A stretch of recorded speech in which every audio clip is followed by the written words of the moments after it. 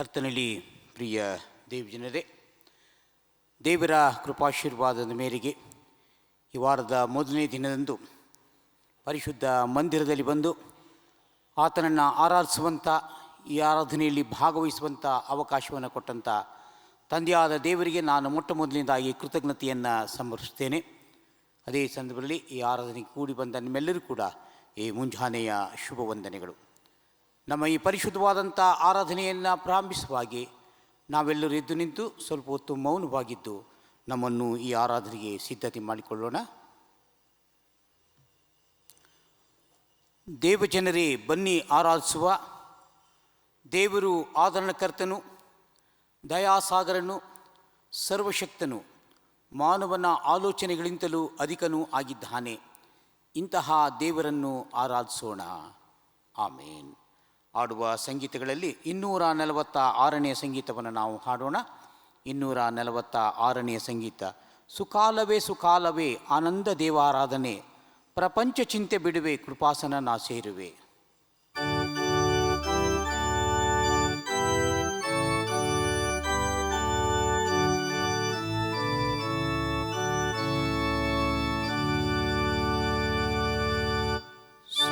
ಸುಕಾಲವೇ ಸುಕಾಲವೇ ಆನಂದ ದೇವಾರಾಧನೆ, ಪ್ರಪಂಚ ಚಿಂತೆ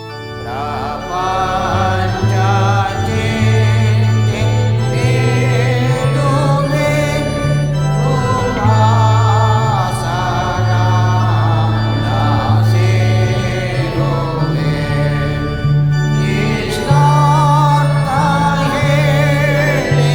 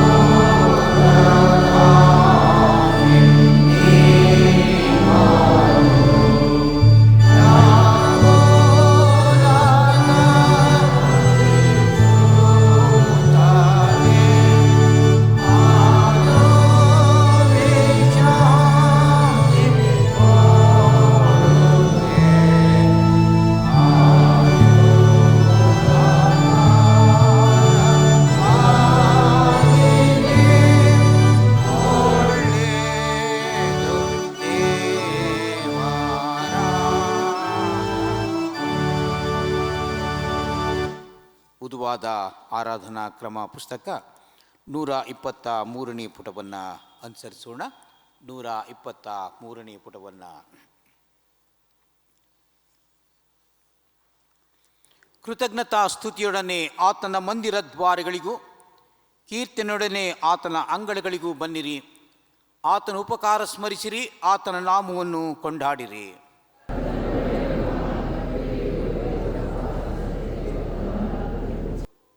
ಬನ್ನಿರಿ, ನಮ್ಮ ನಿರ್ಮಾಣಿಕನಾದ ಕರ್ತನಿಗೆ ಸಾಷ್ಟಾಂಗವಿರಿಗೆ ಆರಾಧಿಸೋಣ.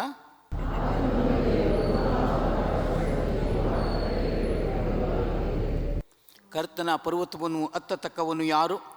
ಆತನ ಪವಿತ್ರ ಸ್ಥಾನದಲ್ಲಿ ನಿಲ್ಲುವುದಕ್ಕೆ ಎಂಥವನು ಯೋಗ್ಯನು?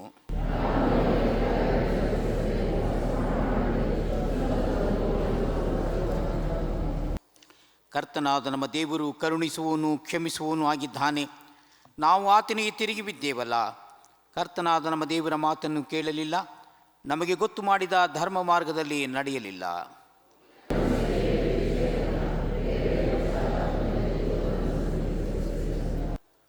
ಯೇಸು ಇಂತೆಂದನು, ಎಲೈ ಕಷ್ಟಪಡುವವರೇ, ಹೊರೆ ಹೊತ್ತವರೇ, ನೀವೆಲ್ಲರೂ ನನ್ನ ಬಳಿಗೆ ಬನ್ನಿರಿ, ನಾನು ನಿಮಗೆ ವಿಶ್ರಾಂತಿ ಕೊಡುವೆನು.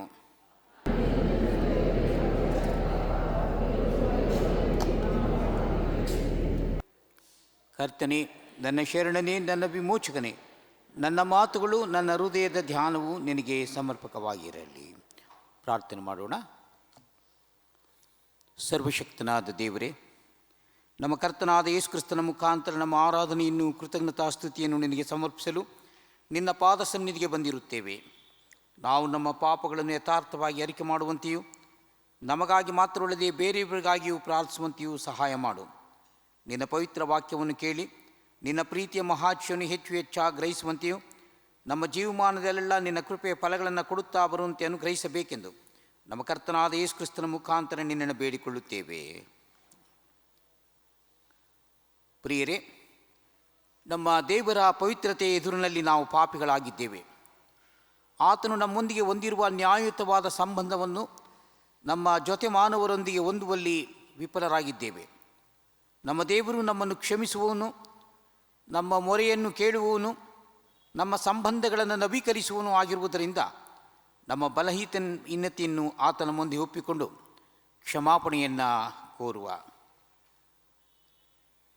ನಾವು ಮೌನವಾಗಿದ್ದು ನಮ್ಮ ಪಾಪಗಳನ್ನು ದೇವರ ಸನ್ನಿಧಾನದಲ್ಲಿ ಅರಿಕೆ ಮಾಡೋಣ.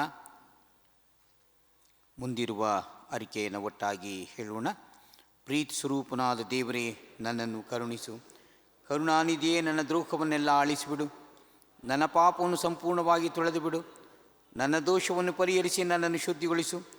ನಾನು ದ್ರೋಹಿ ಎಂದು ನಾನೇ ಒಪ್ಪಿಕೊಂಡಿದ್ದೇನೆ. ನನ್ನ ಪಾಪವು ಯಾವಾಗಲೂ ನನ್ನ ಮುಂದೆ ಇದೆ. ನಿನಗೆ ತಪ್ಪು ಮಾಡಿದ್ದೇನೆ. ನಿನ್ನ ದೃಷ್ಟಿಗೆ ಕೆಟ್ಟದ್ದಾಗಿರುವುದನ್ನೇ ಮಾಡಿದ್ದೇನೆ. ದೇವರೇ, ನನ್ನಲ್ಲಿ ಶುದ್ಧ ಹೃದಯವನ್ನು ನಿರ್ಮಿಸು. ನನಗೆ ಸ್ಥಿರ ಚಿತ್ತವನ್ನು ಅನುಗ್ರಹಿಸಿ ನನ್ನ ನೂತನಪಡಿಸು. ನಿನ್ನ ರಕ್ಷಣಾನಂದವನ್ನು ನಾನು ತಿರುಗಿ ಅನುಭವಿಸುವಂತೆ ಮಾಡು. ನನ್ನಲ್ಲಿ ಸಿದ್ಧ ಮನಸ್ಸನ್ನು ಹುಟ್ಟಿಸಿ ನನಗೆ ಆಧಾರನಾಗು.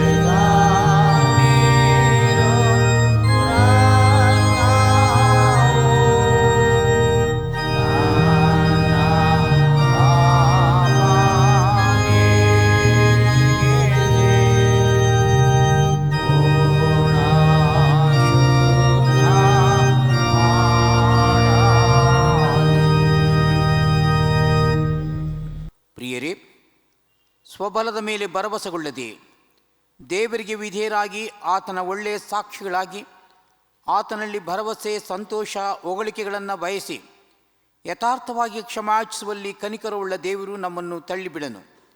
ಯಾಕೆಂದರೆ ಕುಗ್ಗಿದ ಮನಸ್ಸೇ ದೇವರಿಗೆ ಇಷ್ಟ ಯಜ್ಞ. ಪಶ್ಚಾತ್ತಾಪದಿಂದ ಜಜ್ಜಿ ಹೋದ ಮನಸ್ಸನ್ನು ಆತನು ತಿರಸ್ಕರಿಸುವುದಿಲ್ಲ. ಆಮೇನ್. ನಾವೆಲ್ಲರೂ ಎದ್ದು ನಿಂತು 120ನೇ ಪುಟದಿಂದ ಪ್ರಾರಂಭವಾಗುವಂಥ ಉಪಕಾರ ಸ್ತುತಿಯನ್ನು ಒಟ್ಟಾಗಿ ಹೇಳೋಣ. 120ನೇ ಪುಟದಿಂದಲಿರುವಂಥ ಉಪಕಾರ ಸ್ತುತಿಗಳು.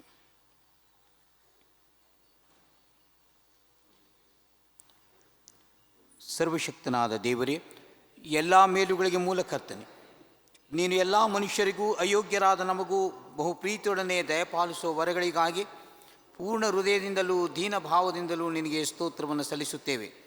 ನೀನು ನಮ್ಮನ್ನು ಉಂಟು ಮಾಡಿ ಸಾಕ್ಷಿಸಲುವುದಕ್ಕಾಗಿಯೂ ನಮ್ಮ ಬಾಳಿನ ಸುಖ ದುಃಖಗಳಲ್ಲಿ ಕಾಲೋಚಿತ ಸಹಾಯವನ್ನು ಅನುಗ್ರಹಿಸೋದಕ್ಕಾಗಿಯೂ ನಿನ್ನನ್ನು ಕೊಂಡಾಡುತ್ತೇವೆ. ಮುಖ್ಯವಾಗಿ ನಮ್ಮ ಕರ್ತನಾದ ಯೇಸು ಕ್ರಿಸ್ತನ ಮುಖಾಂತರ ಉಂಟಾದ ಲೋಕರಕ್ಷಣೆಯಲ್ಲಿ ತೋರಿ ಬಂದ ನಿನ್ನ ಅಮೂಲ್ಯ ಪ್ರೀತಿಗಾಗಿಯೂ ನೀನು ಅನುಗ್ರಹಿಸಿದ ಕೃಪಾ ಸಾಧನೆಗಾಗಿಯೂ ಪ್ರಭಾವದ ನಿರೀಕ್ಷೆಗಾಗಿಯೂ ನಿನ್ನನ್ನು ಕೊಂಡಾಡುತ್ತೇವೆ. ನೀನು ಮಾಡಿದ ಉಪಕಾರಗಳನ್ನೆಲ್ಲ ನಾವು ತಕ್ಕ ಹಾಗೆ ನೆನೆಸಿ ಕೃತಜ್ಞರಾಗಿದ್ದು ಮಾತಿನಿಂದ ಮಾತ್ರ ಉಳಿದೇ ಬಾಳಿನಲ್ಲೂ ನಿನ್ನನ್ನು ಸ್ತೋತ್ರ ಮಾಡುವಂತೆ ಅನುಗ್ರಹಿಸು. ನಾವು ನಮ್ಮ ದೇಹಾತ್ಮಗಳನ್ನು ನಿನ್ನ ಸೇವೆಗೆ ಪ್ರದರ್ಶಿಸಿಕೊಂಡು ನಮ್ಮ ಜೀವಮಾನದಲ್ಲೆಲ್ಲ ನಿರ್ಮಲ ಚಿತ್ತದಿಂದಲೂ ನೀತಿಯಿಂದಲೂ ನಿನ್ನ ಮುಂದೆ ನಡೆದುಕೊಳ್ಳುವಂತೆ ದಯಮಾಡಬೇಕೆಂದು ನಮ್ಮ ಕರ್ತನಾದ ಯೇಸು ಕ್ರಿಸ್ತನ ಮುಖಾಂತರ ನಿನ್ನನ್ನು ಬೇಡಿಕೊಳ್ಳುತ್ತೇವೆ. ನಿನ್ನೊಂದಿಗೂ ಪವಿತ್ರಾತ್ಮನಿಗೂ ಕೂಡಿರುವ ಆತನಿಗೆ ಸದಾಕಾಲವೂ ಮಾನ ಪ್ರಭಾವಗಳಿರಲಿ. ಆಮೇನ್. ನಾವು ಹಾಗೆ ನಿಂತಿರುವಾಗಲೇ ಉಕ್ತಿ ಪ್ರತ್ಯುತ್ತರವಾಗಿ ಕೀರ್ತನಾ ಸಂಗ್ರಹದಿಂದ 67ನೇ ಕೀರ್ತನೆಯನ್ನು ನಾವು ಓದಿಕೊಳ್ಳೋಣ. 67.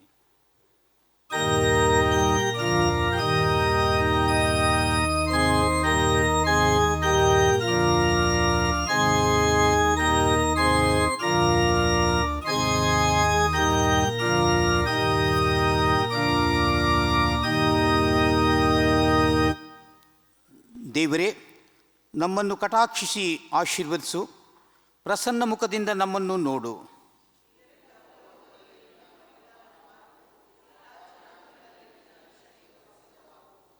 ದೇವರೇ, ಜನಾಂಗಗಳು ನಿನ್ನನ್ನು ಕೀರ್ತಿಸಲಿ, ಸರ್ವ ಜನಾಂಗಗಳು ನಿನ್ನನ್ನು ಕೀರ್ತಿಸಲಿ.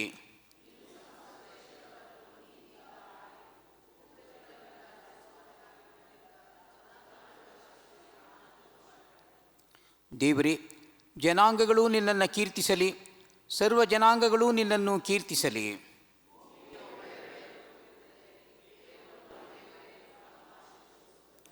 ಆತನು ನಮ್ಮನ್ನು ಆಶೀರ್ವದಿಸುವನು, ಭೂಮಂಡಲದವರೆಲ್ಲರೂ ಆತನಲ್ಲಿ ಭಯಭಕ್ತಿಯುಳ್ಳವರಾಗಿರುವರು.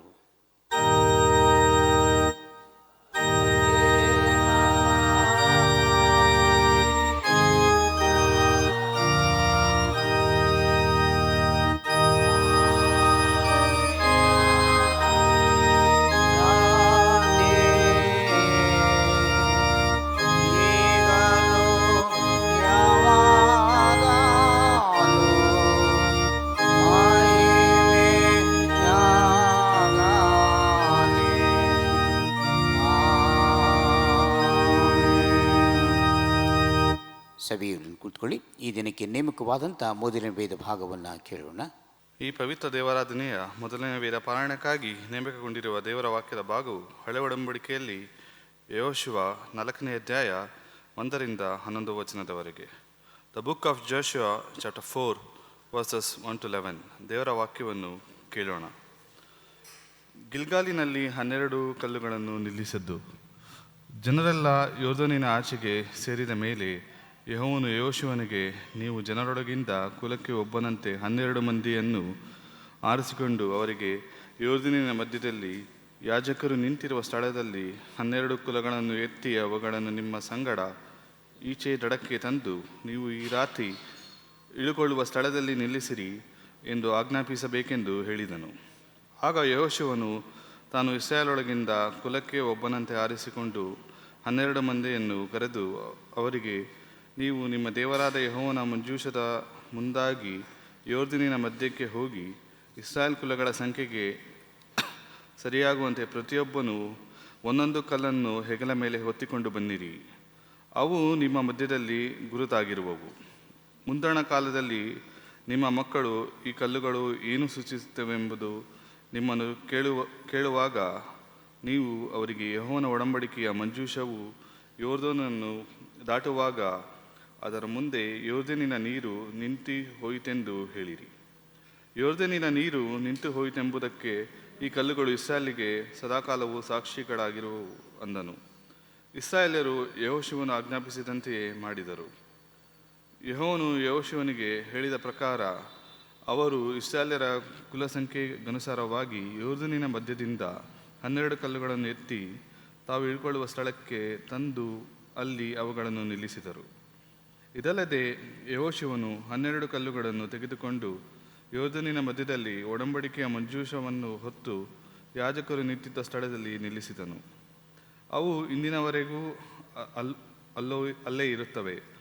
ಮೋಶೆಯು ಆಜ್ಞಾಪಿಸಿದಂತೆ ಯೆಹೋಶುವನು ಜನರಿಗೆ ತಿಳಿಸಿದ ಯೆಹೋವನ ಅಪ್ಪಣೆಗಳನ್ನೆಲ್ಲ ಅವರು ನೆರವೇರಿಸುವವರೆಗೂ ಮಂಜೂಷವನ್ನು ಹೊತ್ತ ಯಾಜಕರು ಯೊರ್ದನಿನ ಮಧ್ಯದಲ್ಲೇ ನಿಂತರು. ಜನರು ಬೇಗನೆ ಹೊಳೆ ದಾಟಿದರು. ಜನರೆಲ್ಲ ಆಚೆಗೆ ಸೇರಿದ ಮೇಲೆ ಯಾಜಕರು ಯೆಹೋವನ ಮಂಜೂಷ ಸಹಿತವಾಗಿ ದಾಟಿ ಜನರ ಮುಂಗಡೆಯಲ್ಲಿ ಹೋದರು ಎಂಬುದೇ. ದೇವರನಿಗೆ ಸ್ತೋತ್ರ. ಎರಡನೇ ವೇದ ಪಾರಾಯಣವನ್ನು ಕೇಳೋಣ. ಈ ದಿನಕ್ಕೆ ನೇಮಕವಾದ ಎರಡನೆಯ ವೇದ ಭಾಗವು ಅಪೊಸ್ತಲರ ಕೃತ್ಯಗಳು 4ನೇ ಅಧ್ಯಾಯ 32ನೇ ವಚನದಿಂದ 37ನೇ ವಚನದವರೆಗೆ. ಅಪೊಸ್ತಲರ ಕೃತ್ಯಗಳು 4ನೇ ಅಧ್ಯಾಯ 32ನೇ ವಚನದಿಂದ 37ನೇ ವಚನ. ದೇವರ ವಾಕ್ಯವನ್ನು ಕೇಳೋಣ. ನಂಬಿದ ಮಂಡಳಿಯವರ ಹೃದಯವು ಪ್ರಾಣವು ಒಂದೇ ಆಗಿತ್ತು. ಇದಲ್ಲದೆ ಒಬ್ಬನಾದರೂ ತನಗಿದ್ದ ಆಸ್ತಿಯಲ್ಲಿ ಯಾವುದೊಂದನ್ನು ಸ್ವಂತವಾದದ್ದೆಂದು ಹೇಳಲಿಲ್ಲ. ಎಲ್ಲವೂ ಅವರಿಗೆ ಹುದುವಾಗಿ ಇತ್ತು. ಮತ್ತು ಕರ್ತನಾದ ಯೇಸು ಜೀವಂತನಾಗಿ ಎದ್ದು ಬಂದನೆಂಬುದಕ್ಕೆ ಅಪೊಸ್ತಲರು ಬಹುಬಲವಾಗಿ ಸಾಕ್ಷಿ ಹೇಳುತ್ತಿದ್ದರು. ಬಹಳ ದಯವು ಅವರೆಲ್ಲರ ಮೇಲೆ ಇತ್ತು. ಅವರಲ್ಲಿ ಕೊರತೆ ಪಡುವವನು ಒಬ್ಬನೂ ಇರಲಿಲ್ಲ. ಯಾಕಂದರೆ ಹೊಲ ಮನೆಗಳಿದ್ದವರು ಅವುಗಳನ್ನು ಮಾರಿ ಬಂದ ಕ್ರಯವನ್ನು ತಂದು ಅಪೊಸ್ತಲರ ಪಾದಗಳ ಬಳಿಯಲ್ಲಿ ಇಡುತ್ತಿದ್ದರು. ಅದನ್ನು ಪ್ರತಿಯೊಬ್ಬನಿಗೆ ಅವನವನ ಅವಶ್ಯದಂತೆ ಹಂಚಿಕೊಡುತ್ತಿದ್ದರು. ಈ ಪ್ರಕಾರ ಮಾಡಿದವರೊಳಗೆ ಕುಪ್ರದ್ವೀಪದಲ್ಲಿ ಹುಟ್ಟಿದ ಲೇವಿಯನಾಗಿದ್ದ ಯೋಸೇಫನೆಂಬವನು ಒಬ್ಬನು. ಅವನಿಗೆ ಅಪೊಸ್ತಲರು ಬಾರ್ನಬ, ಅಂದರೆ ಧೈರ್ಯದಾಯಕ ಎಂದು ಹೆಸರಿಟ್ಟಿದ್ದರು. ಅವನು ತನಗಿದ್ದ ಭೂಮಿಯನ್ನು ಮಾರಿ ಬಂದ ಹಣವನ್ನು ತಂದು ಅಪೊಸ್ತಲರ ಪಾದಗಳ ಬಳಿಯಲ್ಲಿ ಇಟ್ಟನು ಎಂಬುದೇ. ದೇವರೇ ನಿನಗೆ ಸ್ತೋತ್ರವಾಗಲಿ. ಆಡುವ ಜ್ಞಾನ ಕೀರ್ತನೆಗಳಲ್ಲಿ 143ನೇ ಜ್ಞಾನ ಕೀರ್ತನೆಯನ್ನು ನಾವು ಮಾಡೋಣ. 143. ದೇವರು ಕಾಯುವನು, ನಿತ್ಯವೂ ಪಾವನ ಮಾಡುವನು.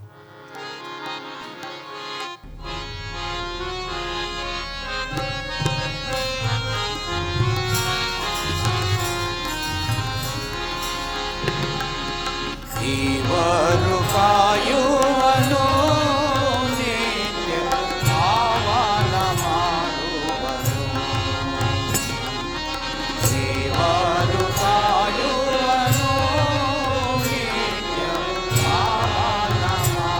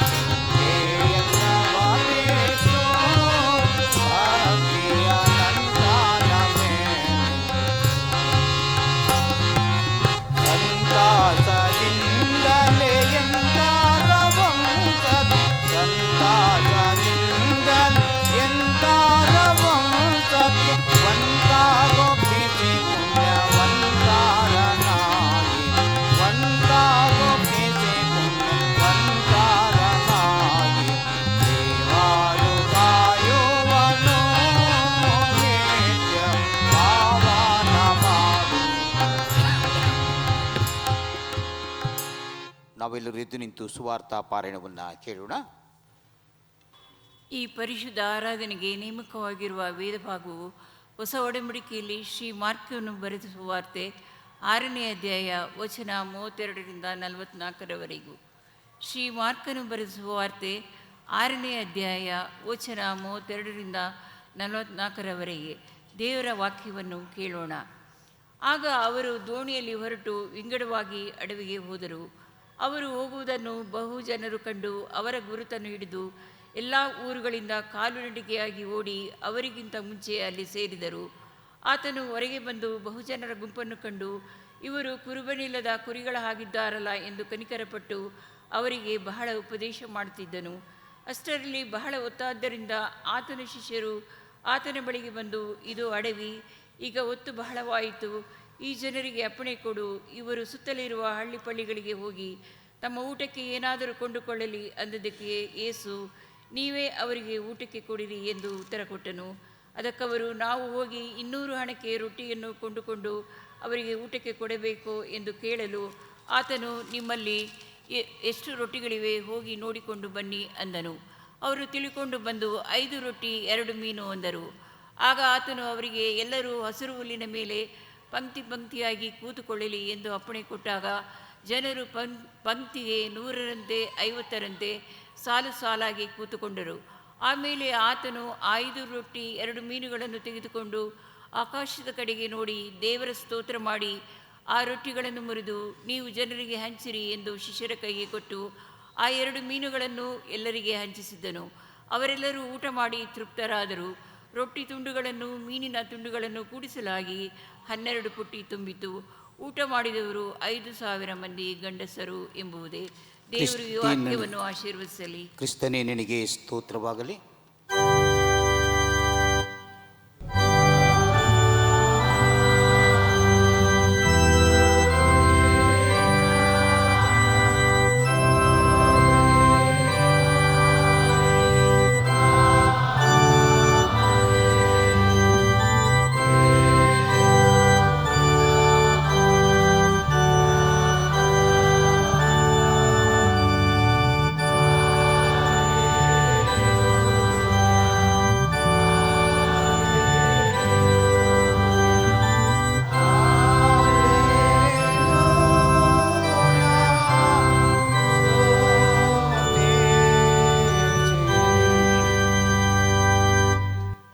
ಹಾಗೆ ನಿಂತಿರುವಾಗಲೇ 128ನೇ ಪುಟದಲ್ಲಿರುವಂಥ ಅಪೋಸ್ತಲಿಕ ಬೋಧನಾ ಸಾರಾಂಶವನ್ನು ಒಟ್ಟಾಗಿ ಹೇಳೋಣ. ಅಪೋಸ್ತಲಿಕ ವಿಶ್ವಾಸ ಪ್ರಮಾಣ ಸೂತ್ರವನ್ನು. ಪರಲೋಕ ಭೂಲೋಕಗಳನ್ನು ಸೃಷ್ಟಿಸಿದ ಸರ್ವಶಕ್ತನಾಗಿರುವ ತಂದೆಯಾದ ದೇವರನ್ನು ನಂಬುತ್ತೇನೆ. ಆತನ ಏಕಕುಮಾರನಾಗಿರುವ ನಮ್ಮ ಪ್ರಭುವಾದ ಯೇಸು ಕ್ರಿಸ್ತನನ್ನು ನಂಬುತ್ತೇನೆ. ಈತನು ಪರಿಶುದ್ಧಾತ್ಮನಿಂದ ಕನ್ಯಾಮರಿಯಳ ಗರ್ಭದಲ್ಲಿ ಧರಿಸಲ್ಪಟ್ಟು ಆಕೆಯಲ್ಲಿ ಹುಟ್ಟಿ ಪೊಂತಿ ಪಿಲಾತನ ಆಧಿಪತ್ಯದಲ್ಲಿ ಶ್ರಮೆ ಹೊಂದಿ ಶಿಲುಬೆಗೆ ಜಡಿಯಲ್ಪಟ್ಟು ಸತ್ತು ಹೂಣಲ್ಪಟ್ಟು ಪಾತಾಳಕ್ಕೆ ಇಳಿದು 3ನೇ ದಿವಸದಲ್ಲಿ ಸತ್ತವನಿಗೆ ಎದ್ದು ಪರಲೋಕಕ್ಕೆ ಏರಿ ಹೋಗಿ ಸರ್ವಶಕ್ತನಾಗಿರುವ ತಂದೆಯಾದ ದೇವರ ಬಲಪಾಶದಲ್ಲಿ ಕುಳಿತುಕೊಂಡಿರುತ್ತಾನೆ. ಈತನು ಅಲ್ಲಿಂದ ಬಂದು ಬದುಕಿರೋರಿಗೂ ಸತ್ತವರಿಗೂ ನ್ಯಾಯ ತೀರಿಸುವನು ಎಂಬುದನ್ನು ನಂಬುತ್ತೇನೆ. ನಾನು ಪರಿಶುದ್ಧಾತ್ಮ ನಂಬುತ್ತೇನೆ. ಒಂದೇ ಪರಿಶುದ್ಧ ಕ್ರೈಸ್ತ ಸಭೆಯು, ಭಕ್ತರ ನ್ಯೂನತೆಯು, ಪಾಪದ ಪರಿಹಾರವು, ದೇಹದ ಪುನರುತ್ಥಾನವು, ನಿತ್ಯ ಜೀವ ಉಂಟೆಂಬುದನ್ನು ನಂಬುತ್ತೇನೆ. ಆಮೇನ್. ಸಭೆಯವರು ಕುಳಿತುಕೊಳ್ಳಿ. ಪ್ರಾರ್ಥನೆ ಮಾಡೋಣ. ಪರಾರ್ಥ ಪ್ರಾರ್ಥನೆ ಮಾಡೋಣ. ಶಾಂತಿಗಾಗಿ ಪ್ರಾರ್ಥಿಸೋಣ. ಸಮಾಧಾನಕರ್ತನು ಐಕ್ಯಮತ್ಯ ಪ್ರಿಯನೂ ಆಗಿರುವ ದೇವರೇ, ನಿನ್ನನ್ನು ತಿಳಿಯುವುದೇ ನಮಗೆ ನಿತ್ಯ ಜೀವವು, ನಿನ್ನನ್ನು ಸೇವಿಸುವುದೇ ನಿಜ ಸ್ವಾತಂತ್ರ್ಯವು. ನಿನ್ನ ದಾಸರಾದ ನಮ್ಮನ್ನು ನಮ್ಮ ವೈರಿಗಳ ದಾಳಿಗಳಲ್ಲೆಲ್ಲ ಕಾಪಾಡಿ ನಾವು ನಿನ್ನ ಸಂರಕ್ಷಣೆಯಲ್ಲಿ ಪೂರ್ಣ ವಿಶ್ವಾಸವಿಟ್ಟು ಯಾವ ಶತ್ರು ಬಲಕ್ಕೂ ಅಂಜದಂತೆ ದಯಪಾಲಿಸಬೇಕೆಂದು ನಮ್ಮ ಕರ್ತನಾದ ಯೇಸು ಕ್ರಿಸ್ತನ ಶಕ್ತಿಯನ್ನು ಆಶ್ರಯಿಸಿ ನಿನ್ನನ್ನು ಬೇಡಿಕೊಳ್ಳುತ್ತೇವೆ. ಆಮೀನ್. ಕೃಪಾ ಸಹಾಯಕ್ಕಾಗಿ ಪ್ರಾರ್ಥಿಸೋಣ. ಕರ್ತನೇ, ಪರಲೋಕದ ನಮ್ಮ ತಂದೆಯೇ, ಸರ್ವಶಕ್ತನಾದ ನಿತ್ಯ ದೇವರೇ, ಈ ಉದಯದವರೆಗೆ ನಮ್ಮನ್ನು ಸುರಕ್ಷಿತವಾಗಿ ಕಾಯುತ್ತಾ ಬಂದಿದ್ದಿ. ಇವತ್ತು ನಿನ್ನ ಬಲಾತಿಶಯದಿಂದ ನಮ್ಮನ್ನು ಕಾಪಾಡಿ ಈ ದಿನ ನಾವು ಯಾವ ಪಾಪದಲ್ಲಿಯೂ ಬೀಳದೆ, ಯಾವ ಅಪಾಯಕ್ಕೂ ಸಿಕ್ಕದೆ, ನಮ್ಮ ಕೆಲಸ ಕಾರ್ಯಗಳಲ್ಲೆಲ್ಲ ನಿನ್ನಿಂದ ನಡೆಸಿಕೊಂಡವರಾಗಿ ಯಾವಾಗಲೂ ನಿನ್ನ ದೃಷ್ಟಿಗೆ ಒಳ್ಳೆಯದಾಗಿರುವುದನ್ನೇ ಮಾಡುವಂತೆ ದಯಪಾಲಿಸಬೇಕೆಂದು ನಮ್ಮ ಕರ್ತನಾದ ಯೇಸು ಕ್ರಿಸ್ತನ ಮುಖಾಂತರ ನಿನ್ನನ್ನು ಬೇಡಿಕೊಳ್ಳುತ್ತೇವೆ. ಆಮೇನ್. ಸಭಾ ಪ್ರಕಟಣೆ. ಸಭಾ ಪ್ರಕಟಣೆಗಳು. ಇಂದಿನ ಪವಿತ್ರ ಆರಾಧನೆಯಲ್ಲಿ ಭಾಗವಹಿಸಿರುವ ನಮ್ಮ ಹಾಗೂ ಇತರೆ ಸಭೆಗಳವರನ್ನು ಪ್ರಭು ಯೇಸುಕ್ರಿಸ್ತನ ಹೆಸರಿನಲ್ಲಿ ವಂದಿಸಿ ಸ್ವಾಗತಿಸುವವರಾಗಿದ್ದೇವೆ. ಇಂದು ಭಾನುವಾರ ಶಾಲೆ, ಯುವಜನರ ಕೂಟ, ಮಹಿಳಾ ಅನ್ಯೋನ್ಯ ಕೂಟಗಳು ನಡೆಸಲ್ಪಡುವುದು. ಮುಂದಿನ ಭಾನುವಾರ ಬೆಳಗ್ಗೆ 8:30 ಗಂಟೆಗೆ ನಮ್ಮ ಸಭಾಪಾಲಕರು ಆರಾಧನೆಯನ್ನು ನಡೆಸುವರು. ಅಂದು ಕರ್ತನ ಪವಿತ್ರ ರಾತ್ರಿ ಭೋಜನ ಸಂಸ್ಕಾರದ ಆರಾಧನೆಯು ನಡೆಸಲ್ಪಡುವುದು. ಪೂರ್ಣ ಸಭಾಂಗಿಗಳೆಲ್ಲರೂ ಇದರಲ್ಲಿ ಸಿದ್ಧರಾಗಿ ಬರಬೇಕಾಗಿ ಕೇಳಿಕೊಳ್ಳುತ್ತೇವೆ. ವಿಶೇಷ ಪ್ರಕಟಣೆ: ಮುಂದಿನ ಸೋಮವಾರ ಅಂದರೆ ನಾಳೆ ದಿನಾಂಕ 26/1/26 ಬೆಳಗ್ಗೆ 8 ಗಂಟೆಗೆ ದೇವಾಲಯದ ಆವರಣದಲ್ಲಿ ನಮ್ಮ ದೇಶದ 77ನೇ ಗಣರಾಜ್ಯೋತ್ಸವದ ಅಂಗವಾಗಿ ಧ್ವಜಾರೋಹಣ ಕಾರ್ಯಕ್ರಮವು ನಡೆಸಲ್ಪಡುವುದು. ಸಭೆಯವರು ಇದರಲ್ಲಿ ಭಾಗವಹಿಸಬೇಕಾಗಿ ಕೇಳಿಕೊಳ್ಳುತ್ತೇವೆ. ದಿನ ಆರಾಧನೆಗೆ ಕೂಡಿ ಬಂದ ಎಲ್ಲರಿಗೂ ಕೂಡ ಟಿ ದೇವದಾಸ್ ನಮ್ಮ ಹಿರಿಯರಂಥವರ ಕುಟುಂಬದವರು ಎಲ್ಲರಿಗೂ ಲಘುಪಹಾರವನ್ನು ಸಿದ್ಧಪಡಿಸಿದ್ದಾರೆ. ಸಭೆಯವರು ಅದರಲ್ಲಿ ಸ್ವೀಕರಿಸಬೇಕಾಗಿ ಕೇಳಿಕೊಳ್ಳುತ್ತೇನೆ. ಆ ಕುಟುಂಬದವರಿಗೆ ವಂದನೆಯನ್ನು ಹೇಳ್ತೇನೆ.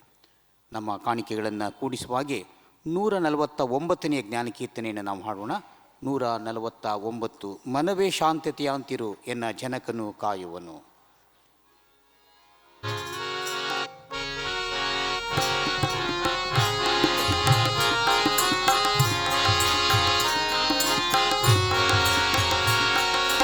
ಮನವೇ ಶಾಂತತೆಯಾಂತಿರು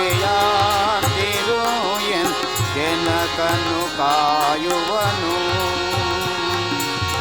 ಮನವೇ ಶಾಂತ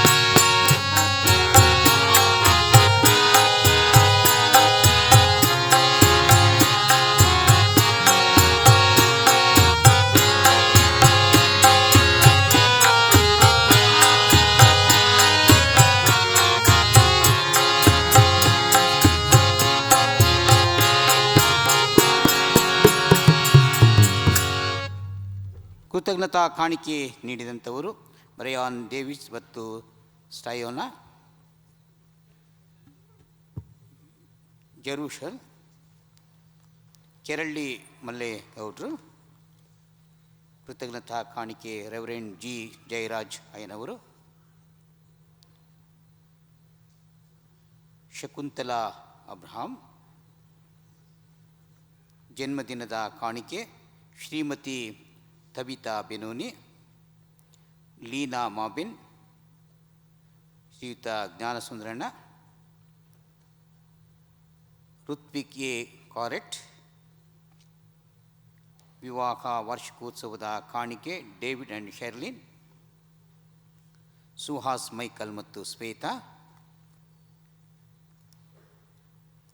ಎಸ್ ಜೆ ಬೆನೆಡಿಕ್ಟ್ ಮತ್ತು ರೈಚಲ್. ಬಡವರ ನಿಧಿಗಾಗಿ ಎ ಶುಭಾ ಮತ್ತು J Sharon. In loving memory of late JSL Moses. ಇವೆಲ್ಲವನ್ನು ನಮ್ಮ ಪ್ರಾರ್ಥನೆಯಲ್ಲಿ ಸ್ಮರಿಸಿಕೊಳ್ಳೋಣ.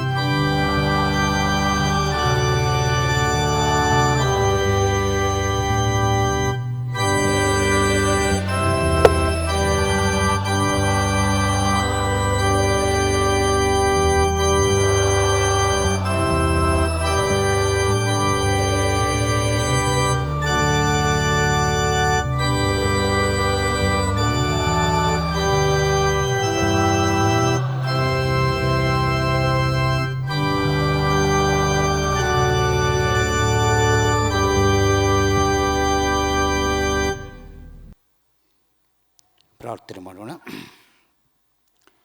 ಎಲ್ಲ ಒಳ್ಳೆಯ ವರದಾನಗಳಿಗೆ ಮೂಲ ಕಾರಣನಾದ ಯೇಸು ಸ್ವಾಮಿಯಲ್ಲಿ ತಂದೆಯಾದ ದೇವರೇ, ನಾವು ನಿನ್ನ ಪರಿಶುದ್ಧ ಮಂದಿರಕ್ಕೆ ಬರಿಗೈಯಲ್ಲಿ ಬಾರದೆ ನೀನು ಕೊಟ್ಟದನ್ನೇ ಸ್ವಲ್ಪ ಅಂಶವನ್ನು ಕೃತಜ್ಞತೆಯ ದ್ಯೋತಕವಾಗಿ ತಂದು ಸಮರ್ಪಿಸಿದ್ದೇವೆ. ಇದನ್ನು ದಯೆಯಿಂದ ಸ್ವೀಕರಿಸು. ಇದನ್ನು ಕೊಟ್ಟಂಥ ದಾನಿಗಳನ್ನು ಆಶೀರ್ವಾದ ಮಾಡು. ಇದು ಅಲ್ಪವಾದರೂ ಅದು ನಿನ್ನ ರಾಜ್ಯಾಭಿವೃದ್ಧಿಗೆ ಸದ್ವಿನಿಯೋಗವಾಗುವಂತೆಯೂ ಬಲಪಡಿಸು ಎಂಬುದಾಗಿ ಪ್ರಾರ್ಥಿಸುತ್ತೇವೆ. ಕಳೆದ ವಾರದಲ್ಲಿ ನೀನು ಮಾಡಿದ ಉಪಕಾರಗಳನ್ನು ನೆನೆಸುತ್ತಾ ಕೃತಜ್ಞತಾ ಕಾಣಿಕೆ, ಜನ್ಮದಿನದ ಕಾಣಿಕೆ, ವಿವಾಹ ವಾರ್ಷಿಕೋತ್ಸವದ ಕಾಣಿಕೆ, ಹೀಗೆ ಅನೇಕ ಮಹೋಪಕಾರಗಳನ್ನು ನಿನ್ನಿಂದ ಹೊಂದಿ ನಿನಗೆ ಕೃತಜ್ಞತಾಪೂರ್ವಕವಾಗಿ ಕಾಣಿಕೆ ತಂದು ಸಮರ್ಪಿಸಿದಂಥ ಪ್ರತಿಯೊಂದು ಕೈಗಳನ್ನು ನೀನು ಆಶೀರ್ವಾದ ಮಾಡು.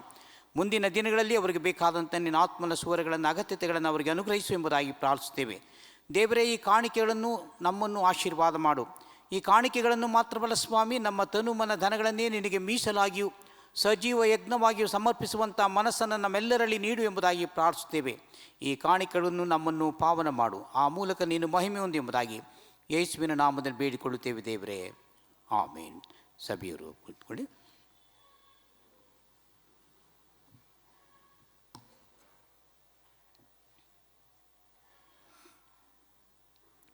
ಇಪ್ಪತ್ತ 6ನೇ ತಾರೀಕಿನಿಂದ ಮುಂದಿನ ತಿಂಗಳು 1ನೇ ತಾರೀಕಿನವರೆಗೆ ತಮ್ಮ ಜನನ ದಿನ, ವಿವಾಹ ವಾರ್ಷಿಕೋತ್ಸವವನ್ನು ಆಚರಿಸುವಂಥವರು ಈ ಕೆಳಕಂಡಂಥ ಹೆಸರುಳ್ಳವರಾಗಿದ್ದಾರೆ. ಅವರು ಮುಂದೆ ಬರುವಂತೆ ಕೇಳಿಕೊಳ್ಳುತ್ತೇನೆ.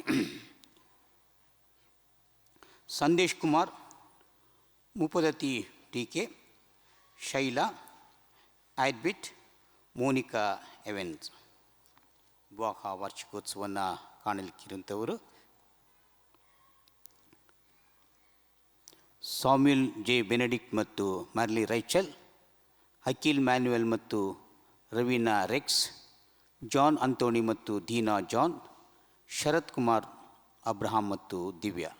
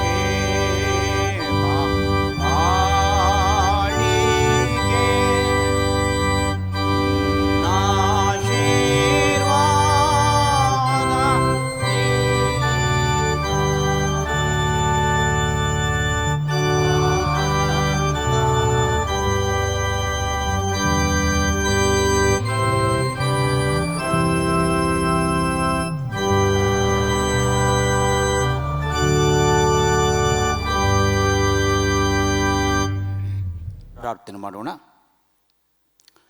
ಸರ್ವರನ್ನು ಸೃಷ್ಟಿಸಿ ಸಂರಕ್ಷಿಸಿ ಪರಿಪಾಲಿಸುತ್ತಾ ಮುನ್ನಡೆಸುವಂಥ ನಮ್ಮ ಪರಲೋಕದ ತಂದೆಯಾದ ದೇವರೇ, ನೀನು ಸರ್ವಶಕ್ತನು ಸ್ವಾಮಿ. ಎಲ್ಲ ಚರಾಚರಗಳನ್ನು ಸೃಷ್ಟಿಸುವ ಆತವನು ನೀನು. ಅಂತೆ ಕರ್ತನೆ, ನಿನ್ನ ಚಿತ್ತದಂತೆ ಮುಂದಿನ ದಿನಗಳಲ್ಲಿ ಇವರು ತನ್ನ ಜನ್ಮದಿನವನ್ನು ಕಾಣಲಿಕ್ಕಿದ್ದಾರೆ. ಇಡೀ ವರ್ಷ ಅವರಿಗೆ ಮಾಡಿದ ಉಪಕಾರಗಳನ್ನು ನೆನೆಸುತ್ತಾ ನಿನಗೆ ಕೃತಜ್ಞತೆಯನ್ನು ಸಮರ್ಪಿಸುತ್ತಾ ಮತ್ತೊಂದು ಹೊಸ ವರ್ಷ ಹೊಸ ದಿನಕ್ಕೆ ಅವರು ಮುಂದೆ ಪಾದಾರ್ಪಣೆ ಮಾಡಲಿಕ್ಕಿರುವಂಥವ್ರನ್ನ ಆಶೀರ್ವಾದ ಮಾಡು. ಅದೇ ಸಂದರ್ಭದಲ್ಲಿ ಕಳೆದ ವಾರದಲ್ಲಿ ತಮ್ಮ ಜನ್ಮದಿನ ಅಂತ ಕಂಡಂಥವರಿಗಾಗಿಯೂ ನಾವು ಪ್ರಾರ್ಥಿಸ್ತೇವೆ, ಅವರನ್ನು ಆಶೀರ್ವಾದ ಮಾಡು. ಇವರೆಲ್ಲ ಮುಂದಿನ ದಿನಗಳಲ್ಲಿ ಅವರಿಗೆ ಬೇಕಾದಂಥ ಹೊಸ ಬಲ, ಹೊಸ ಚೈತನ್ಯ ಕೊಡು. ಅವರ ಇಷ್ಟಾರ್ಥಗಳನ್ನು ಕೇಳು. ಅವರ ಪ್ರಾರ್ಥನೆ, ಮನವಿ, ವಿಜ್ಞಾಪನೆ ಕೇಳಿ ಪ್ರಾರ್ಥನೆಗೆ ಸದುತ್ತರವನ್ನು ಅನುಗ್ರಹಿಸುವುದು. ಹಾಗೆ ಮನುಷ್ಯನು ಒಂಟಿಗನಾಗಿರುವುದು ಸರಿಯಲ್ಲ, ಆತನಿಗೆ ಸರಿ ಬೀಳುವ ಸಹಕಾರಿಯನ್ನಾಗಿ ಉಂಟು ಮಾಡುವೆನು ಎಂಬುದಾಗಿ ಆದಿಯಲ್ಲಿ ಆಲೋಚಿಸಿ ದಾಂಪತ್ಯ ಧರ್ಮವನ್ನು ಬೋಧಿಸಿ ಪರಿಶುದ್ಧ ಗೈದಾತನು ನೀನು. ಸತಿಪತಿಗಳಾಗಿ ವೈವಾಹಿಕ ಜೀವನದ ಮತ್ತೊಂದು ಹೊಸ ವರ್ಷ ಹೊಸ ದಿನಕ್ಕೆ ಮುಂದೆ ಪಾದಾರ್ಪಣೆ ಮಾಡಲಿಕ್ಕಿರುವಂಥ ಇವರೆಲ್ಲರನ್ನು ನಾವು ನೆನಪು ಮಾಡಿಕೊಳ್ಳುತ್ತೇವೆ ಸ್ವಾಮಿ. ದಾಂಪತ್ಯವು ಮಾನ್ಯವಾದದ್ದು ಎಂಬುದಾಗಿ ಎಣಿಸಬೇಕು, ಗೌರವಿಸಬೇಕು ಎಂಬುದಾಗಿ ನಿನ್ನ ವಾಕ್ಯ ನಮಗೆ ಪ್ರಬೋಧಿಸುತ್ತದೆ. ಅಂತೆಯೇ ಸತಿಪತಿಗಳು ಕರ್ತನೆ ಒಬ್ಬರನ್ನೊಬ್ಬರು ಅರ್ಥ ಮಾಡಿಕೊಂಡು ಪರಸ್ಪರ ಪ್ರೀತಿ ಅನ್ಯೋನ್ಯತೆಯಿಂದ ಸಹಬಾಳ್ವೆ ನಡೆಸುತ್ತಾ ಬಂದಿದ್ದಾರೆ. ವಿವಾಹ ದಿನದ ಮತ್ತೊಂದು ಹೊಸ ವರ್ಷ ಹೊಸ ದಿನಕ್ಕೆ ಅವರು ಪಾದಾರ್ಪಣೆ ಮಾಡಿರುವಾಗ ಅವರ ವೈವಾಹಿಕ ಜೀವನದಲ್ಲಿ ನೀನು, ಕೌಟುಂಬಿಕ ಜೀವನದಲ್ಲಿದ್ದು ನೀವು ಅವರನ್ನು ಬಲಪಡಿಸು. ಅವರಿಗೆ ದಾನವಾಗಿ ಕೊಟ್ಟಂಥ ಮಕ್ಕಳಿಗಾಗಿ, ಮೊಮ್ಮಕ್ಕಳು ಎಲ್ಲರಿಗಾಗಿ ನಾವು ಪ್ರಾರ್ಥಿಸ್ತೇವೆ. ಎಲ್ಲರನ್ನೂ ಕೂಡ ನಿನ್ನ ಆಶೀರ್ವಾದ ಮಾಡು. ಒಟ್ಟಾರೆ ನಾವು ಬೇಡುವುದಕ್ಕಿಂತಲೂ ಗ್ರಹಿಸುವುದಕ್ಕಿಂತಲೂ ಮಿಗಿಲಾದ ವರಗಳನ್ನು ನಮ್ಮ ರಕ್ಷಕನೂ ನಿನ್ನ ಮಗನೂ ಆದ ಕ್ರಿಸ್ತೇಸುವಿನ ನಾಮದಲ್ಲಿ ಬೇಡಿಕೊಳ್ಳುತ್ತೇವೆ ದೇವರೇ, ಆಮೇನ್.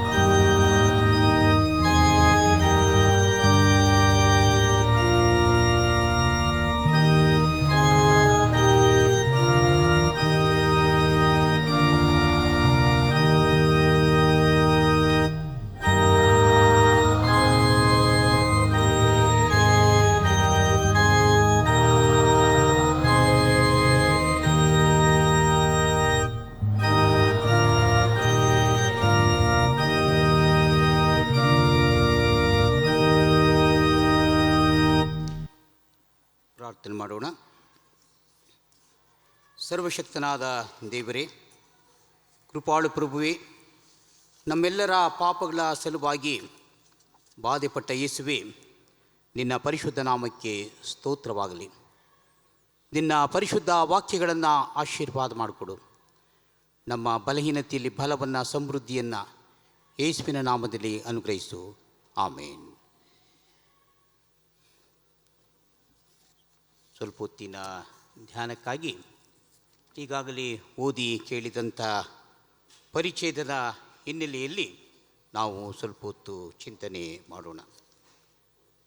ನಮ್ಮ ಕ್ರೈಸ್ತ ಪಂಚಾಂಗದನ್ವಯ, ಅಂದರೆ ನಮ್ಮ ಕ್ರಿಶ್ಚಿಯನ್ ಕ್ಯಾಲೆಂಡರ್ನ ಅನುಗುಣವಾಗಿ ಇಂದಿನ ನಮ್ಮ ಮುಖ್ಯ ಪ್ರಸ್ತಾಪ ಅನ್ಯೋನ್ಯತೆಯ ಭಾನುವಾರ, ಎಕ್ಯುಮೆನಿಕಲ್ ಸಂಡೇ.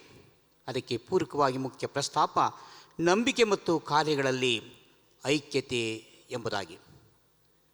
ನಂಬಿಕೆ ಮತ್ತು ಕಾರ್ಯಗಳಲ್ಲಿ ಐಕ್ಯತೆ, unity in faith and action ಎಂಬುದಾಗಿ. ಕರ್ತನಲ್ಲಿ ಪ್ರಿಯ ದೇವಜನರೇ,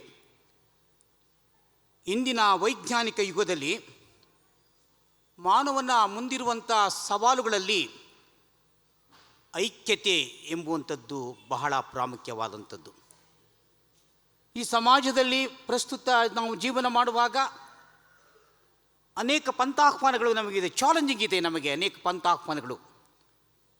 ಈ ಪಂಥಾಹ್ವಾನಗಳಲ್ಲಿ ಮುಖ್ಯವಾದದ್ದು ಕೂಡ ಐಕ್ಯತೆ ಅನ್ನುವಂಥದ್ದು ಒಂದು ದೊಡ್ಡ ಸವಾಲಾಗಿ ಪರಿಣಮಿಸಿದೆ. ಒಮ್ಮೆ 5 ಬೆರಳುಗಳಿಗೆ ಸಂಭಾಷಣೆ ನಡೆಯುತ್ತಂತೆ.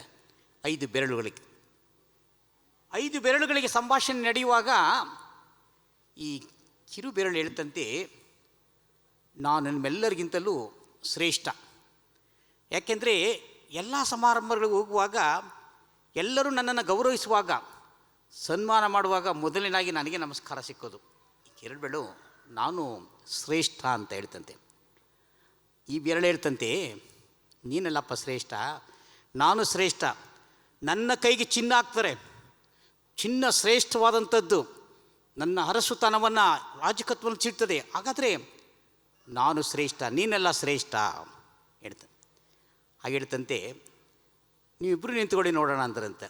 ನಿಂತ್ಕೊಂಡ್ರೆ ಇಬ್ಬರು ನಿಂತ್ಕೊಳ್ಳಿ, ಮಧ್ಯದ ಬೇಡ, ನಿಮ್ಮಿಬ್ಬರಿಗಿಂತೂ ದೊಡ್ಡವನು ನಾನು ಶ್ರೇಷ್ಠ ಹೇಳಿ. ಆಗ ಈ ತೋರ್ಬೆರಳು ಇರ್ತಾನೆ, ಇಲ್ಲಪ್ಪ ನೀವಲ್ಲ, ನಾನು ತೋರ್ಬೆರಳು, ನಾನು ಶ್ರೇಷ್ಠ, ನಾನು ಸಂಶೋಧಕ, ನಾನು ಶ್ರೇಷ್ಠ, ನೀವೆಲ್ಲ ಶ್ರೇಷ್ಠರಲ್ಲ ಹೇಳ್ತಂತೆ. ಎಲ್ಲವನ್ನ ಕೇಳ್ತಾ ಇದ್ದಂಥ ಹೆಬ್ಬೆರಳು ಹೇಳ್ತಂತೆ, ನೀವು 4 ಜನ ಕೈ ಬೆರಳುಗಳಿಗೆ ಮಡಚಿ ಅಂತ ಹೇಳಿದ್ರು. ಎಲ್ಲಕ್ಕಿಂತ ನಿಮ್ಮ ಮೇಲಿರ್ತಕ್ಕಂಥವನು ನಾನು ಶ್ರೇಷ್ಠ ಅಂತ. ಹೀಗೆ ನಾನು ಅನ್ನುವಂಥದ್ದು ಆ 5 ಬೆರಳುಗಳ ಒಂದು ಸಂಭಾಷಣೆ. ಅಂದರೆ 1 ಬೆರಳು ಏನು ಮಾಡಲಿಕ್ಕಾಗಲ್ಲ, 2 ಬೆರಳು ಏನು ಮಾಡೋಕ್ಕಾಗಲ್ಲ, 3 ಬೆರಳು, ಎಲ್ಲ ಬೆರಳುಗಳು ಸೇರಿದಾಗ ನೋಡಿ, 2 ಕೈ ಜೋಡಿಸಿದಾಗ ಚಪ್ಪಾಳೆ ಅಂತ ಹೇಳ್ತಾರೆ ನಮ್ಮ ಹಿರಿಯರು ಅಲ್ವಾ. ಹಾಗೆ ಎಲ್ಲ ಬೆರಳುಗಳ ಉಪಯೋಗ ಇದೆ. ಒಂದನ್ನು ಬಿಟ್ಟು ಒಂದನ್ನು ಹೊರತು ಒಂದು ಸಾಧ್ಯತೆ ಇಲ್ಲ, ಎಲ್ಲವೂ ಕೂಡ ಬೆರಳು ಎಂಬುದಾಗಿ ಹೇಳ್ತದೆ. ಹಾಗಾದರೆ ಇಂದಿನ ದಿನಮಾನಗಳಲ್ಲಿ ಕೂಡ ಐಕ್ಯತೆಯ ಕೊರತೆ ಎದ್ದು ಕಾಣುತ್ತದೆ. ಹಾಗಾದರೆ ಇಲ್ಲಿ ನಾವು ನೋಡುವಾಗ ಕ್ರಿಸ್ತನ ಜೀವನ ಅಡಿಪಾಯ ಆಲೋಚನಾ ಸರಣಿಯನ್ನು ದೇವರ ವಾಕ್ಯದ ಹಿನ್ನೆಲೆಯಲ್ಲಿ ನಾವು ಚಿಂತನೆ ಮಾಡೋಣ. ಇನ್ನಿದಾಗಿ ಆಧ್ಯಾತ್ಮಿಕ ಜೀವನದಲ್ಲಿ ಐಕ್ಯತೆ, ನಮ್ಮ ಯುನಿಟಿ ಇನ್ ಸ್ಪಿರಿಚುವಲ್ ಲೈಫ್. ಮಾನವರಾದ ನಮ್ಮ ಜೀವನದಲ್ಲಿ ದೇವರೊಂದಿಗೆ ಐಕ್ಯತೆ ಬಹಳ ಪ್ರಾಮುಖ್ಯವಾದಂಥದ್ದು. ಐಕ್ಯತೆ ಎಂದು ಹೇಳುವಾಗ ಅದು ದೇವರೊಂದಿಗಿನ ಪವಿತ್ರವಾದಂಥ ಒಂದು ಸಂಬಂಧ ಎಂದು ಹೇಳಬಹುದು. ದೇವರೊಂದಿಗೆ ಐಕ್ಯತೆ, ದೇವರೊಂದಿಗೆ ನಡೆಯುವುದು ಎಂಬ ಅರ್ಥವಾಗಿ ನಾವು ನೋಡುತ್ತೇವೆ. ಹಾಗಾದರೆ ಇದಕ್ಕೆ ಬೈಬಲ್ ನಿದರ್ಶನವಿದೆ. ಅನೋಕನು ದೇವರೊಟ್ಟಿಗೆ ಐಕ್ಯ ಸಂಬಂಧದಲ್ಲಿದ್ದನು ಎಂಬುದಾಗಿ ಆದಿಕಾಂಡ 5ನೇ ಅಧ್ಯಾಯ 22-24 ನಾವು ನೋಡುತ್ತೇವೆ. ಐಕ್ಯತೆ, ದೇವರ ಮನೆಯಲ್ಲಿ ನಂಬಿಗಸ್ತನಾಗಿದ್ದನು. ಅನೋಕನ ಮುಂದೆ ನೋಡುವಾಗ ಯೋಸೇಫನು ದೇವರ ಐಕ್ಯತೆಯಲ್ಲಿದ್ದು ಪವಿತ್ರನಾಗಿದ್ದನು. ಹೀಗೆ ದೇವರ ವಾಕ್ಯವು ದೇವ ಭಕ್ತರೊಂದಿಗೆ ಅನ್ಯೋನ್ಯ ಸಂಬಂಧದಲ್ಲಿ ಐಕ್ಯತೆಯಿಂದ ಜೀವಿಸುವುದನ್ನು ದೇವರ ವಾಕ್ಯದಲ್ಲಿ ನಾವು ಓದಿದ್ದೇವೆ, ಕೇಳಿದ್ದೇವೆ, ತಿಳ್ಕೊಂಡಿದ್ದೇವೆ. ಹಾಗಾದರೆ ಐಕ್ಯತೆ ನಮ್ಮ ಪ್ರಸ್ತಾಪಕ್ಕೆ ನಾವು ಬರುವಾಗ ನಂಬಿಕೆ ಮತ್ತು ಕಾರ್ಯಗಳಲ್ಲಿ ಐಕ್ಯತೆ ಎಂಬುದಾಗಿ ನಾವು ನೋಡುತ್ತೇವೆ. ಈ ನಂಬಿಕೆ ಮತ್ತು ಕಾರ್ಯಗಳಲ್ಲಿ ಐಕ್ಯತೆ, ಹಳೆ ಒಡಂಬಡಿಕೆಯ ಭಾಗಕ್ಕೆ ನಾವು ಬರುವಾಗ ಯಹೂಷವನ್ನು ಆ ಗ್ರಂಥದಲ್ಲಿ ನಾವು ನೋಡುವಾಗ, ಯಹೂಷವನ್ನು ಜನರ ಯೋರ್ದಿನ ಆಚೆಗೆ ಸೇರಿದ ಮೇಲೆ ಯೆಹೋವನು ಯಹೂಷವನಿಗೆ, ನೀವು ಜನರೊಳಗಿಂದ ಕುಲಕ್ಕೆ ಒಬ್ಬನಂತೆ 12 ಮಂದಿಯನ್ನು ಆರಿಸಿಕೊಂಡು ಅವರಿಗೆ ಯೋರ್ದನಿನ ಮಧ್ಯೆ ಯಾಜಕರು ನಿಂತಿರುವ ಸ್ಥಳದಲ್ಲಿ 12 ಕಲ್ಲುಗಳನ್ನು ಎತ್ತಿ ಅವುಗಳನ್ನು ನಿಮ್ಮ ಸಂಗಡ ಈಚೆ ದಳಕ್ಕೆ ತಂದು ಈ ರಾತ್ರಿ ಉಳ್ಕೊಳ್ಳುವಂಥ ಸ್ಥಳದಲ್ಲಿ ಇರಿಸಿರಿ. ಯಹೂಷವನಿಗೆ ಹೇಳ್ತಾ ಇದ್ದಾನೆ, ಯಹೂಷವನು 12 ಕುಲಗಳ ಸಂಖ್ಯೆಗನುಸಾರವಾಗಿ ಇಲ್ಲಿ ಒಬ್ಬೊಬ್ಬರನ್ನು ಆಯ್ಕೆ ಮಾಡುತ್ತಾನೆ. ಈ ವಾಕ್ಯವನ್ನು ನಾವು ನೋಡುವಾಗ ಯೆಹೋವನು ಯಹೂಷವನಿಗೆ ಹೇಳುವಾಗ ಯಹೂಷವನು ದೇವರ ಮಾತಿಗೆ ವಿಧೇಯನಾಗುತ್ತಾನೆ. ದೇವರ ಮಾತಿನ ಮೇಲೆ ನಂಬಿಕೆ ಇಡುತ್ತಾನೆ. ಆ ದೇವರ ಆಜ್ಞೆ, ದೇವರ ಮಾತು ಯಹೂಷವನು ಇಸ್ರಾಯೇಲ್ ಜನರಿಗೆ ಹೇಳ್ತಾನೆ, ನೀವು ನಿಮ್ಮ ಸಂಖ್ಯೆಗನುಸಾರವಾಗಿ ಒಂದೊಂದು ಕಲ್ಲುಗಳನ್ನು 12 ಕಲ್ಲುಗಳನ್ನು ಈ ಯೋರ್ದನ್ ಹೊಳೆಯಿಂದ ತೆಗೆದುಕೊಳ್ಳಿರಿ. ಆ ಹೇಳುವಾಗ ಅಲ್ಲಿ 12 ಕಲ್ಲು ಆರಿಸಿಕೊಂಡು ಯೋರ್ದನ್ ಮಧ್ಯೆ ಯಾಜಕರು ನಿಂತಿರುವ ಸ್ಥಳಕ್ಕೆ ಹೇಳ್ತಾನೆ. ಅವನೇ ಆಜ್ಞೆ ಮಾಡುವಾಗ ಯಹೂಷವನು ಅವನ ಮಾತಿನ ಮೇಲೆ ನಂಬಿಕೆ ಇಡ್ತಾರೆ. ನಂಬಿಕೆ ಇಟ್ಟದ್ದು ಮಾತ್ರವಲ್ಲ, ಆ ನಂಬಿಕೆಯ ಕಾರ್ಯ ಕಾರ್ಯರೂಪಕ್ಕೆ ಬರಲು ಅವರು ತಮ್ಮನ್ನು ತೊಡಗಿಸಿಕೊಳ್ಳುತ್ತಾರೆ. ಅದೇನು ನಂಬಿಕೆ ಮತ್ತು ಕಾರ್ಯಗಳಲ್ಲಿ ಐಕ್ಯತೆ. ಯೆಹೋವನು ಯೆಹೋಶುವನಿಗೆ ಹೇಳಿದ ಮಾತನ ಮೇಲೆ ನಂಬಿಕೆ ಇಟ್ಟ. ಯೆಹೋಶುವನು ಇಸ್ರಾಯೇಲ್ ಮುಖ್ಯರು ಹೇಳಿದ್ರು, ಅವರು ನಂಬಿಕೆ ಇಟ್ಟರು. ಅವರು ಯೆಹೋಶುವನು ಹೇಳಿದ ಆ ಕಾರ್ಯಗಳನ್ನು ಕಾರ್ಯಗತಗೊಳಿಸಿದರು. ಆ ಕ್ರಿಯೆಯಲ್ಲಿ ತೊಡಗಿ ನೋಡುವಾಗ ಇಲ್ಲಿ ನಂಬಿಕೆ ಮತ್ತು ಕಾರ್ಯ ಏಕತೆಯನ್ನು ಪ್ರತಿನಿಧಿಸುವಂಥದ್ದನ್ನು ನಾವು ಈ ಭಾಗದಲ್ಲಿ ನಾವು ನೋಡುತ್ತೇವೆ. ಮುಂದೆ ಹೇಳ್ತಾನೆ, ಯೋರ್ದನ್ ಹೊಳೆಯಿಂದ ಕಲ್ಲುಗಳನ್ನು ಆಯ್ದುಕೊಳ್ಳಿ, ನೀವು ವಾಸುವಂಥ ಸ್ಥಳದಲ್ಲಿ ಅಲ್ಲಿಡಬೇಕು, ಅದು ನಿಮಗೆ ಸಾಕ್ಷಿಯಾಗಿರಬೇಕು. ಮತ್ತೆ ಹೇಳ್ತಾರೆ ಯಾಜಕರೇ, ಅಲ್ಲಿಂದ ಯೆಹೋಶುವನು ಹೋಗಿ ಆ 12 ಕಲ್ಲುಗಳನ್ನು ಕೂಡ ಅಲ್ಲಿ ಆ ಯೋರ್ದನ್ ಹೊಳೆಯಲ್ಲಿ ಹಾಕಿದನು, ನೆಟ್ಟಿದನು ಎಂಬುದಾಗಿ ನಾವು ನೋಡುತ್ತೇವೆ. ಇವರು ಕೂಡ 12 ಕಲ್ಲುಗಳನ್ನು ಆರಿಸಿಕೊಂಡು ತಾವಿರುವಂಥ ಸ್ಥಳದಲ್ಲಿ ಅವರಿಟ್ಟರು. ಹಿಂದೆ ನೋಡುವಾಗ ಅದಕ್ಕೇನು ಅಂದರೆ, ಈ ಕಲ್ಲುಗಳು ಯೋರ್ದನ್ ನೀರು ನಿಂತು ಹೋಯಿತು ಎಂಬುದಕ್ಕೆ ಈ ಕಲ್ಲುಗಳು ಇಸ್ರಾಯೇಲರಿಗೆ ಸದಾಕಾಲವೂ ಸಾಕ್ಷಿಗಳಾಗಿರಬೇಕು. ಯಾಜಕರು ಮಂಜೂಷವನ್ನು ಹೊತ್ತುಕೊಂಡು ಆ ಯೋರ್ದನ್ ಹೊಳೆಗೆ ಕಾಲಿಡುತ್ತಿರುವಾಗಲೇ ಆ ಒಣನೆಲ್ಲ ಆಯಿತು, ಅಲ್ಲಿ ಯಾಜಕರು ನಿಂತರು. ಮತ್ತು ಯಾಜಕರು ಎಲ್ಲ ಜನಸಮೂಹ ದಾಟಿ ಹೋದ ನಂತರ ಯಾಜಕರು ಬಂದರು, ಅಲ್ಲಿ ಯೆಹೋಶುವನು ಕಲ್ಲುಗಳನ್ನು ಇಟ್ಟನು ಎಂಬುದಾಗಿ ಭಾಗ್ಯದಲ್ಲಿ ನಾವು ನೋಡುತ್ತೇವೆ. ಆಗ ಯೋರ್ದನ್ ಮಧ್ಯೆ 12 ಕಲ್ಲುಗಳನ್ನು ಎತ್ತಿ ತಾವು ಇಳುಕೊಳ್ಳುವ ಸ್ಥಳಕ್ಕೆ ತಂದು ಅಲ್ಲಿ ಅವುಗಳನ್ನು ನಿಲ್ಲಿಸಿದರು ಎಂಬುದಾಗಿ ಈ ಭಾಗದಲ್ಲಿ ನಾವು ನೋಡುತ್ತೇವೆ. ಇದಲ್ಲದೆ ಯೆಹೋಶುವನು 12 ಕಲ್ಲುಗಳನ್ನು ತೆಗೆದುಕೊಂಡು ಯೋರ್ದನ್ನ ಮಧ್ಯದಲ್ಲಿ ಒಡಂಬಡಿಕೆ ಮಂಜೂಷ ಹೊತ್ತ ಯಾಜಕರು ನಿಂತಿದ್ದಂಥ ಸ್ಥಳದಲ್ಲಿ ನಿಲ್ಲಿಸಿದನು. ಅವು ಇಂದಿನವರೆಗೂ ಅಲ್ಲಿಯೇ ಇರುತ್ತದೆ. ಯಾಜಕರು ಒಡಂಬಡಿಕೆಯ ಮಂಜೂಷವನ್ನು ಒತ್ತಿದಂಥ ಯಾಜಕರು ನಿಂತಿದ್ದ ಸ್ಥಳದಲ್ಲಿ ಆ ಯೆಹೋಶುವನು ಆ ಕಲ್ಲುಗಳನ್ನು ನೆಟ್ಟನು ಎಂಬುದಾಗಿ ನಾವು ನೋಡುವರಾಗಿದ್ದೇವೆ. ಹಾಗಾದರೆ ಯೆಹೋವನ ಅಪ್ಪಣೆಗಳನ್ನೆಲ್ಲ ಅವರು ನೆರವೇರಿಸುವವರೆಗೂ ಮಂಜೂಷವನ್ನೊತ್ತ ಯಾಜಕರು ಯೋರ್ದನಿನ ಮಧ್ಯದಲ್ಲಿ ನಿಂತರು. ಜನರು ಬೇಗ ಹೊಳೆಯನ್ನು ದಾಟಿದರು. ಈ ಭಾಗದ ಮುಖ್ಯ ಪ್ರಸ್ತಾಪ ನೋಡುವಾಗ ನಂಬಿಕೆ ಮತ್ತು ಕಾರ್ಯಗಳಲ್ಲಿ ಐಕ್ಯತೆಯನ್ನು ಇಲ್ಲಿ ಪ್ರತಿನಿಧಿಸುತ್ತದೆ. ಯೆಹೋವನು ಯೆಹೋಶುವನಿಗೆ ಹೇಳಿದಂಥದ್ದು, ಯೆಹೋಶುವನು ಆ ಇಸ್ರಾಯೇಲಿಗೆ ಹೇಳಿದಂಥದ್ದು, ಅವರು ತನ್ನ ಕಾರ್ಯರೂಪವನ್ನು ಕಾರ್ಯಗತಗೊಳಿಸಿದಂಥದ್ದು, ಈ ಎಲ್ಲ ಭಾಗ್ಯವನ್ನು ನೋಡುವಂಥ ಒಂದು ಈ ಪ್ರಕ್ರಿಯೆ ನಡೆಯುವಾಗ, ಈ ಕಾರ್ಯಗಳು ನಡೆಯುವಾಗ ಒಂದು ಐಕ್ಯತೆಯನ್ನು ನಾವು ನೋಡುವರಾಗಿದ್ದೇವೆ. ಐಕ್ಯತೆ ಇಲ್ಲದಿದ್ದರೆ ಏನು ಮಾಡಲಿಕ್ಕೆ ಸಾಧ್ಯತೆ ಇಲ್ಲ. ಒಂದು ಕೌಟುಂಬಿಕ ಜೀವನದಲ್ಲಿರಬಹುದು, ನಮ್ಮ ಕುಟುಂಬಗಳಲ್ಲೂ ಕೂಡ ಯಾವುದೋ ಒಂದು ಕಾರ್ಯಗಳನ್ನು ನಾವು ಕೈಗೆತ್ತಿಕೊಳ್ಳುವಾಗ ಎಲ್ಲರ ಒಮ್ಮತ ಅಭಿಪ್ರಾಯ ಕೇಳ್ತೇವೆ ಅಲ್ಲ. ಎಲ್ಲ ಕೇಳುವಾಗ ಎಲ್ಲರ ಒಂದು ಅಭಿಪ್ರಾಯ ಇದೆ, ಇದು ಹಾಗೆ ಮಾಡೋಣ, ಹೀಗೆ ಮಾಡೋಣ. ಒಂದು ವೇಳೆ ಗಂಡ ಹೆಂಡರಲ್ಲಿ ಐಕ್ಯತೆ ಇರಬೇಕು, ಗಂಡ ಹೆಂಡರಲ್ಲಿ ಸಾಮರಸ್ಯ ಇರಬೇಕು, ಗಂಡ ಹೆಂಡರಲ್ಲಿ ನಂಬಿಕೆ ಇರಬೇಕು, ಆ ವಿಶ್ವಾಸವಿರಬೇಕು. ಆ ನಂಬಿಕೆ, ವಿಶ್ವಾಸ, ಆ ಸಾಮರಸ್ಯ ಜೀವನವಿದ್ದಾಗ ಅಲ್ಲಿ ಒಂದು ಅದ್ಭುತ ನಡೀತದೆ. ಇಲ್ಲಿ ದೇವರ ಆಜ್ಞೆಗೆ ವಿಧೇಯರಾದರು, ದೈವದಾಜ್ಞೆಗೆ ವಿಧೇಯರಾಗಿ ದೈವದಾಜ್ಞೆಯನ್ನು ನಂಬಿದರು, ತಮ್ಮ ಕಾರ್ಯಗಳಲ್ಲಿ ತೊಡಗಿಸಿಕೊಂಡರು. ಯಾವಾಗ ದೇವರ ಮೇಲೆ ನಂಬಿಕೆ ಇಟ್ಟರು, ಆ ಕಾರ್ಯವನ್ನು ಕಾರ್ಯಗತಗೊಳಿಸಿದರು, ಅದ್ಭುತವಾದದ್ದನ್ನು ನಾವು ನೋಡುತ್ತೇವೆ. ದೇವರಿಗೆ ಅದ್ಭುತ ಮಾಡುವಂಥದ್ದನ್ನು ನಾವು ನೋಡುವರಾಗಿದ್ದೇವೆ. ಹಾಗಾದರೆ ಐಕ್ಯತೆ ಅನ್ನುವಂಥದ್ದು ನಮ್ಮ ದಿನನಿತ್ಯ ಜೀವನದಲ್ಲಿ ಹಾಸುವಕ್ಕಾಗಿದೆ. ಹಾಗೆ ಓದಿದಂಥ ಭಾಗಕ್ಕೆ ಪೌಲನ ಭಾಗಕ್ಕೆ ನಾವು ಬರುವಾಗ ಇಲ್ಲಿ ನೋಡುವಾಗ, ಇಂದು ದಕ್ಷಿಣ ಭಾರತದ ಚರ್ಚ್ ಆಚರಿಸುವ ವಿಶೇಷ ದಿನವೆಂದರೆ ವಿವಿಧ ಕ್ರೈಸ್ತ ಪಂಗಡಗಳ ನಡುವೆ ಏಕತೆ ಮತ್ತು ಸಹಕಾರವನ್ನು ಉತ್ತೇಜಿಸಲಾಗಿದೆ. ಐಕ್ಯತೆ ಮತ್ತು ಏಕತೆಗೆ ಗ್ರೀಕ್ ಮೂಲ ಪದವಾದ ಓಯ್ಕಮನಿ ಎಂಬ ಪದದಿಂದ ಇದು ಬಂದಿದೆ. ಅಂದರೆ ಇಡೀ ಜನವಸತಿ ಜಗತ್ತು ಕ್ರೈಸ್ತ ಧರ್ಮದೊಳಗಿನ ವಿಭಜನೆಗಳನ್ನು ನಿವಾರಿಸಲು ಮತ್ತು ವಿಶ್ವಾಸಿಗಳಲ್ಲಿ ಸಂವಾದ, ತಿಳುವಳಿಕೆ ಮತ್ತು ಹಂಚಿಕೆಯ ಆರಾಧನೆಯನ್ನು ಬೆಳೆಸಲು ಈ ಎಕ್ಯುಮಿನಿಸಮ್, ಈ ಐಕ್ಯತೆ ತುಂಬ ಸಹಾಯಕಾರಿಯಾಗಿದೆ. ಹಾಗಾದರೆ ಈ ಸಂಬಂಧದಲ್ಲಿ ನಾವು ನೋಡುವಾಗ ಜನವರಿ 18ರಿಂದ 25 ನಡುವಿನ ಕ್ರೈಸ್ತ ಏಕತೆಗಾಗಿ ಪ್ರಾರ್ಥನಾ ಸಪ್ತಾಹ ದಿನವನ್ನು ಆ 1 ವಾರಗಳ ಕಾಲ ಅನೇಕ ಸಭೆಗಳಲ್ಲಿ ಮಾಡುವಂಥದ್ದನ್ನು ನಾವು ನೋಡುತ್ತೇವೆ. ಈಗ ಕೂಡ ನಮ್ಮ ಮೈಸೂರು ಪ್ರಾಂತ್ಯದಲ್ಲೂ ಕೂಡ ಅನೇಕ ಎಲ್ಲ ಡೆನಾಮಿನೇಷನ್ನವರು, ಎಲ್ಲ ಪಂಗಡದವರು ಸೇರಿ ಆ ಪ್ರಾರ್ಥನಾ ಸಪ್ತಾಹವನ್ನು, ಎಕ್ಯುಮೆನಿಕಲ್ ಆ ಐಕ್ಯತೆ ಸಪ್ತಾಹವನ್ನು ಆ ಪ್ರಾರ್ಥನೆಯಲ್ಲಿ ತೊಡಗಿಸಿಕೊಂಡು ಇಡೀ ವಾರ ಕಳೆದಂಥದ್ದನ್ನು ನಾವು ಬಲ್ಲವರಾಗಿದ್ದೇವೆ. ಹಾಗಾದರೆ ಯೇಸು ಸ್ವಾಮಿ ಯೋಹಾನ ಸುವಾರ್ತೆ 17ನೇ ಅಧ್ಯಾಯ 21ರಲ್ಲಿ ಮಹಾಯಾಜಕನ ಪ್ರಾರ್ಥನೆ ಎಂಬುದಾಗಿ ನಾವು ನೋಡುತ್ತೇವೆ. ಅವರೆಲ್ಲರೂ ಒಂದಾಗಿರಬೇಕು, ನಾನು ತಂದೆಯು ಒಂದಾಗಿರುವ ಹಾಗೆ ನೀವೆಲ್ಲರೂ ಕೂಡ ಒಂದಾಗಿರಬೇಕು ಎಂಬುದಾಗಿ ಯೋಹಾನ ಸುವಾರ್ತೆಯಲ್ಲಿ ಯೇಸು ಸ್ವಾಮಿ ಮಹಾಯಾಜಕನ ಪ್ರಾರ್ಥನೆಯನ್ನು ಅಲ್ಲಿ ಮಾಡಿದ್ದನ್ನು ನಾವು ನೋಡುತ್ತೇವೆ. ಈಗ ಉಳಿದ ಹಳೆಯ ಒಡಂಬಡಿಕೆ ಮತ್ತೆ ನಾವು ಚಿಂತನೆ ಮಾಡುವಾಗ 4ನೇ ಅಧ್ಯಾಯ 1-11 ನೋಡುವಾಗ ಒಗ್ಗಟ್ಟಿನಿಂದ ಜಯಿಸಲು ಆಜ್ಞೆ ಇಲ್ಲದಂಥ ಏಕತೆ ಎಂಬುದಾಗಿ ನಾವು ನೋಡಬಹುದು. ಈ ಭಾಗದಲ್ಲಿ ಯಕೂಷವನ್ನು ಇಸ್ರಾಯೇಲಿನಿಂದ ಒಂದೊಂದು ಗೋತ್ರದಿಂದ ಒಬ್ಬೊಬ್ಬರಂತೆ ನೇಮಿಸಿದ 12 ಜನರನ್ನು ಕರೆದಂಥದ್ದನ್ನು ನಾವು ಈ ಭಾಗದಲ್ಲಿ ಕೇಳಿದ್ದೇವೆ. ಇಸ್ರಾಯೇಲರು 40 ವರ್ಷಗಳ ಕಾಲ ಅರಣ್ಯದಲ್ಲಿ ಅಲೆದಾಡಿದರು. ಈಗ ವಾಗ್ದಾನ ಭೂಮಿ ಅಂಚಿನಲ್ಲಿ ಅವರ ಪ್ರವಾಹದ ಹಂತದಲ್ಲಿ ಯೋರ್ದನ್ ನದಿಯನ್ನು ಎದುರಿಸುತ್ತಿದ್ದಾರೆ. ದೇವರು ಕೆಂಪು ಸಮುದ್ರದೊಂದಿಗೆ ಮಾಡಿದಂತೆ ನದಿಯನ್ನು ಅದ್ಭುತವಾಗಿ ವಿಭಜಿಸುತ್ತಾ ಇದ್ದಾನೆ ಈ ಭಾಗದಲ್ಲಿ.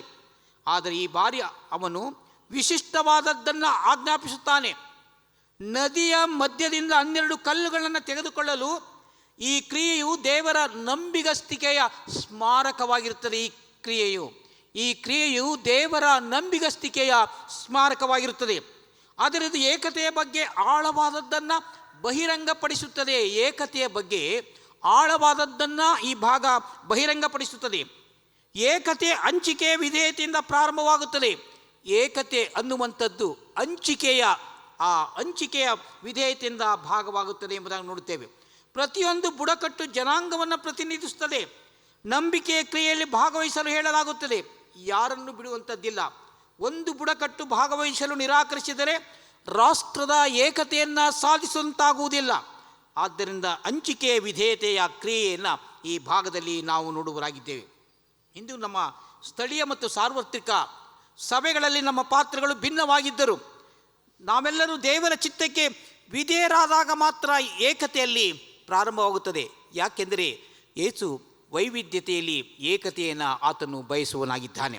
ಹಾಗಾದರೆ ನಮ್ಮ ನಿಜವಾದ ಏಕತೆ ಏಕರೂಪತೆಯಲ್ಲ. ಒಂದೇ ಒಂದು ದೇಹದ ಅಡಿಯಲ್ಲಿ ಒಂದೇ ದೇವರಿಗೆ ವಿಧೇಯರಾಗಿ ವೈಯಕ್ತಿಕ ಉದ್ದೇಶಗಳು ಅಥವಾ ಪಂಗಡಗಳಲ್ಲ, ಆದರೆ ವಿವಿಧ ಮಿಷನ್ ಸಂಸ್ಥೆಗಳು CSI ಅನ್ನು ರಚಿಸಲು ಮುಂದೆ ಬಂದಂತೆ ಏಕತೆಯ ಮೂಲಕ ದೇವರನ್ನು ಮಹಿಮೆಪಡಿಸುವಂಥ ಹಂಚಿಕೆಯ ಉದ್ದೇಶ. ಏಕತೆ ಎಂದರೆ ದೇವರ ಉಪಸ್ಥಿತಿಯಲ್ಲಿ ನೇತೃತ್ವದಲ್ಲಿ ನಾವೆಲ್ಲರೂ ಒಟ್ಟಾಗಿ ಮುಂದುವರಿಯಂತೆ ನಮಗೆ ಈ ಭಾಗವು ಪಂಥಾಹ್ವಾನವನ್ನು ನೀಡುತ್ತದೆ. ಐಕ್ಯತೆಯಿಂದ ಏಕತೆಯಿಂದ ನಾವು ದೇವರ ಉಪಸ್ಥಿತಿಯಲ್ಲಿ ನಾವು ಹಂಚಿ ಬದುಕುವ ಸಮಾಜ ನಮ್ಮನ್ನು ಪ್ರೋತ್ಸಾಹಿಸುತ್ತದೆ. ನಾವು ನಂಬಿದಂಥ ದೇವರ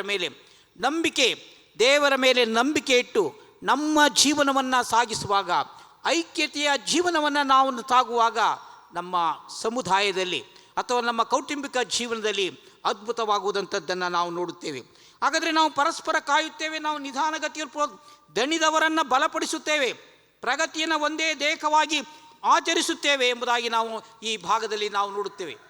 ಓದಿದಂಥ ಅಪೊಸ್ತಲರ ಕೃತ್ಯಗಳ ಭಾಗಕ್ಕೆ ಬರುವಾಗ ಆ ಭಾಗದಲ್ಲಿ ನಂಬಿಕೆಯ ಸಮುದಾಯದ ಅಗತ್ಯತೆಗಳನ್ನು ನಿವಾರಿಸಲು ಪ್ರೀತಿಯಿಂದ ಏಕತೆ ಎಂಬುದಾಗಿ ನಾವು ನೋಡುತ್ತೇವೆ. ನಂಬಿಕೆಯ ಸಮುದಾಯದ ಅಗತ್ಯತೆಗಳನ್ನು ನಿವಾರಿಸಲು ಪ್ರೀತಿಯಿಂದ ಏಕತೆ. ಅಪೊಸ್ತಲರ ಕೃತ್ಯ 4:30 ಹೀಗಿದೆ: ಈಗ ನಂಬಿದವರ ಇಡೀ ಗುಂಪು ಒಂದೇ ಹೃದಯ ಮತ್ತು ಆತ್ಮದಿಂದ ಕೂಡಿತ್ತು. ದೇವರನ್ನು ನಂಬಿದಂಥ ಆ ಗುಂಪು ಒಂದೇ ಹೃದಯ ಮತ್ತು ಆತ್ಮದಿಂದ ಕೂಡಿತ್ತು ಮತ್ತು ಯಾರೂ ಯಾವುದೇ ಆಸ್ತಿಯ ಖಾಸಗಿ ಮಾಲೀಕತ್ವವನ್ನು ಹೊಂದಿಕೊಳ್ಳಲಿಲ್ಲ. ಆದರೆ ಅವರು ಹೊಂದಿದ್ದ ಎಲ್ಲವೂ ಸಾಮಾನ್ಯವಾಗಿತ್ತು. ಲೂಕನು ಹೇಳುವಂತೆ ವಿಶ್ವಾಸಿಗಳು ಒಂದೇ ಹೃದಯ ಮತ್ತು ಒಂದೇ ಆತ್ಮದವರಾಗಿದ್ದಾರೆ. ಒಂದೇ ಹೃದಯ, ಒಂದೇ ಆತ್ಮ. ಅದು ಸಾಮಾನ್ಯ ಹಿತಾಸಕ್ತಿಗಳನ್ನು ಅವತರಿಸಿದ ಮೇಲ್ನೋಟದ ಏಕತೆಯಾಗಿರಲಿಲ್ಲ. ಅದು ಆಳವಾದಂಥ ಆಧ್ಯಾತ್ಮಿಕ ಬಂಧವಾಗಿತ್ತು. ಇಲ್ಲಿ ಮೊದಲ ಶತಮಾನದ ನಂಬಿಕೆ ವಿಶ್ವಾಸಿಗಳಲ್ಲಿ ಸಾಮಾನ್ಯವಾಗಿ ಇದು ಕಂಡುಬರುತ್ತದೆ. ಈ ಐಕ್ಯತೆ ಸೈದ್ಧಾಂತಿಕವಾಗಿ ಉಳಿಯಲಿಲ್ಲ. ಅವರು ಪರಸ್ಪರ ಅಗತ್ಯತೆಗಳನ್ನು ಹೇಗೆ ನಡೆಸಿಕೊಂಡರು ಎಂಬುದರಲ್ಲಿ ಅದು ಕಾಣಿಸಿಕೊಂಡಿತು. ಧರ್ಮೋಪದೇಶ ಮತ್ತು ಆಚರಣೆಗಳು ಜೊತೆಯಾಗಿ ನಡೆದಾಗ ಮಹಾನ್ ಕರುಣೆಯ ಮೂಲಕ ಪ್ರಬಲವಾದಂಥ ಕ್ರಿಯೆ ನಡೆಸಲಾಗಿತ್ತು ಎಂಬುದಾಗಿ ನಾವು ನೋಡುತ್ತೇವೆ. ಹಾಗಾದರೆ ಇಲ್ಲಿ ನಾವು ನೋಡುವ ಐಕ್ಯತೆಯನ್ನು ನಾವು ನೋಡುತ್ತೇವೆ, ಒಕ್ಕಟ್ಟನ್ನು ನಾವು ನೋಡುತ್ತೇವೆ. ಅಲ್ಲಿ ಪೌಲ ಮೊದಲು ಹಿಂಸಕನಾಗಿದ್ದಂಥ ದಮಸ್ಕದಲ್ಲಿ ಈಗ ಯೇಸುವೇ ನಿಜವಾದಂಥ ಕ್ರಿಸ್ತನು ಎಂಬುದಾಗಿ ಸಾಕ್ಷಿ ಕೊಡುವನಾಗಿದ್ದಾನೆ. ಹಿಂಸಿಸಿದಂಥ ಪೌಲನ ಬಗ್ಗೆ ರೊಚ್ಚಿಗೆಂಥ ಯೆಹೂದ್ಯರು ಪೌಲನನ್ನು ಕೊಲ್ಲಲು ಹೊಂಚು ಹಾಕುತ್ತಾ ಇದ್ದಾರೆ. ಪೌಲನನ್ನು ಕಾಯುತ್ತಾ ಇರುವಂಥ ಸಂದರ್ಭದಲ್ಲಿ ಆತನ ಶಿಷ್ಯರು ಪೌಲನನ್ನು ಪ್ರಾಣಾಪಾಯದಿಂದ ಆ ಪುಟ್ಟಿಯೊಳಗೆ ಆತನನ್ನು ಕೂರಿಸಿ ಗೋಡೆಯೊಳಗಿಂದ ಆತನನ್ನು ಇರಿಸಿದರು ಎಂಬುದಾಗಿ ಈ ಭಾಗದಲ್ಲಿ ನೋಡುತ್ತೇವೆ. ಪ್ರಾಣಾಪಾಯದಿದ್ದಂಥ ಪೌಲನ್ನ ಆ ಜೀವವನ್ನು ಉಳಿಸಿದರು. ಹಿಂಸಕನಾಗಿದ್ದಂಥ ಪೌಲನು ಪರಿವರ್ತನೆಗೊಂಡು ದೇವರ ಮೇಲೆ ನಂಬಿಕೆ ಇಟ್ಟ ಪೌಲ ಒಬ್ಬ ಮಹಾನ್ ದೈವಜ್ಞಾನಿಯಾಗಿ, ಕ್ರಿಸ್ತ ಹಿಂಸಕನಾಗಿ ಇದ್ದಂಥ ಪೌಲ ಕ್ರೈಸ್ತ ಯೇಸುವಿನ ಶಿಷ್ಯನಾಗಿ, ಯೇಸುವಿನ ಭಕ್ತನಾಗಿ ಸುವಾರ್ತೆಯನ್ನು ಸಾರಿದಂಥ ಪೌಲನ ವಿಚಾರ ನೋಡುತ್ತೇವೆ. ಪೌಲನು ಕೂಡ ಒಬ್ಬ ದೈವಜ್ಞಾನಿಯಾಗಿದ್ದಾನೆ. 12 ಪತ್ರಿಕೆಗಳನ್ನು ಪೌಲ ಆತನು ಬರೆಯುವನಾಗಿದ್ದಾನೆ. ಹಾಗಾದರೆ ಶ್ರೇಷ್ಠವಾದಂಥ ಪೌಲನ ಜೀವನ, ಆತನ ಮನಪರಿವರ್ತಿತವಾದಂಥ ಜೀವನ, ಯೇಸುವಿನ ಮೇಲೆ ನಂಬಿಕೆ ಇಟ್ಟ, ನಿಜವಾದಂಥ ಯೇಸು ಕ್ರಿಸ್ತನು ಎಂಬುದಾಗಿ ನಂಬಿದ, ಆರಿಕೆ ಮಾಡಿದ, ದ್ವೇಷ ಮಾಡಿದಂಥ ಪೌಲ ಯೇಸುವಿನ ಬಗ್ಗೆ ಹೇಳ್ತಾ ಇದ್ದಾನೆ ಎಂಬುದಾಗಿ ಯೆಹೂದ್ಯರು ರೊಚ್ಚಿಗೆದ್ದು ಆತನನ್ನು ಕೊಲ್ಲುವುದಕ್ಕೆ ಮುಂದಾದಾಗ ಆತನ ಶಿಷ್ಯರು ಆತನನ್ನು ಪ್ರಾಣಾಪಾಯದಿಂದ ಪಾರು ಮಾಡಿದರು ಎಂಬುದಾಗಿ ಈ ಭಾಗದಲ್ಲಿ ನಾವು ನೋಡುತ್ತೇವೆ. ಸುವಾರ್ತಾ ಭಾಗಕ್ಕೆ ನಾವು ಬರುವಾಗ ಕೊರತೆಯನ್ನು ಹೆಚ್ಚುವರಿಯನ್ನಾಗಿ ಮಾಡಲು ಕರುಣೆಯಿಂದ ಕರೆ ಇದೆ. ಆ ಏಕತೆಯ ಬಗ್ಗೆ ನಾವು ನೋಡುತ್ತೇವೆ. ಯೇಸುವಿನ ವಿಷಯವನ್ನು ಕೇಳಿದ್ದಾರೆ. ಯೇಸು ಒಬ್ಬ ಮಹಾನ್ ವ್ಯಕ್ತಿ, ಯಾವನ ಎಲ್ಲ ಅನೇಕ ಕಾರ್ಯಗಳನ್ನು ಮಾಡ್ತಾನೆ, ಸತ್ತವರನ್ನು ಬದುಕಿಸುತ್ತಾನೆ, ಗುಣವಾಗದಂಥ ಕಾಯಿಲೆಗಳನ್ನು ಮಾಡ್ತಾನೆ, ಅದ್ಭುತ ಮಾಡ್ತಾನೆ, ಸೂಚಕ ಕಾರ್ಯಗಳನ್ನು ಮಾಡ್ತಾನೆ. ಜನರು ಎಲ್ಲರಿಂದ ಆಕರ್ಷಿತರಾಗಿದ್ದಾರೆ. ಯೇಸುವಿನ ಬೋಧನೆಗೆ, ಯೇಸುವಿನ ಆಕರ್ಷಣೆಗೆ ಒಳಗಾಗಿ ಆತನ ಹತ್ತಿರ ಬರುವಾಗ ಆತನು ದೋಣಿಯಲ್ಲಿ ಹೋಗಿ ಅರಣ್ಯಕ್ಕೆ ಪ್ರಯಾಣ ಮಾಡಿದನು. ಹಳ್ಳಿ ಪಳ್ಳಿಗಳಿಂದಂಥ ಬಂದಂಥ ಜನರು ಅವರಿಗಿಂತಲೂ ಮೊದಲೇ ಅಲ್ಲಿದ್ದರು ಎಂಬುದಾಗಿ ನಾವು ಸುವಾರ್ತೆಯ ಭಾಗದಲ್ಲಿ ನಾವು ನೋಡುತ್ತೇವೆ. ಹಾಗಾದರೆ ಜನರು ಯೇಸುವಿನ ಮೇಲೆ ನಂಬಿಕೆ ಇಟ್ಟಿದ್ದಾರೆ. ಯೇಸು ಸ್ವಾಮಿ ಕುರುಬನಿಲ್ಲದ ಕುರಿಗಳಂತಾಗಿ ತೊಳುತ್ತಾ ಇದ್ದಾರೆ, ಕುರುಬನಿಲ್ಲದ ಕುರಿಗಳಾಗಿ ತೊಳುತ್ತಾ ಇದ್ದಾರೆ.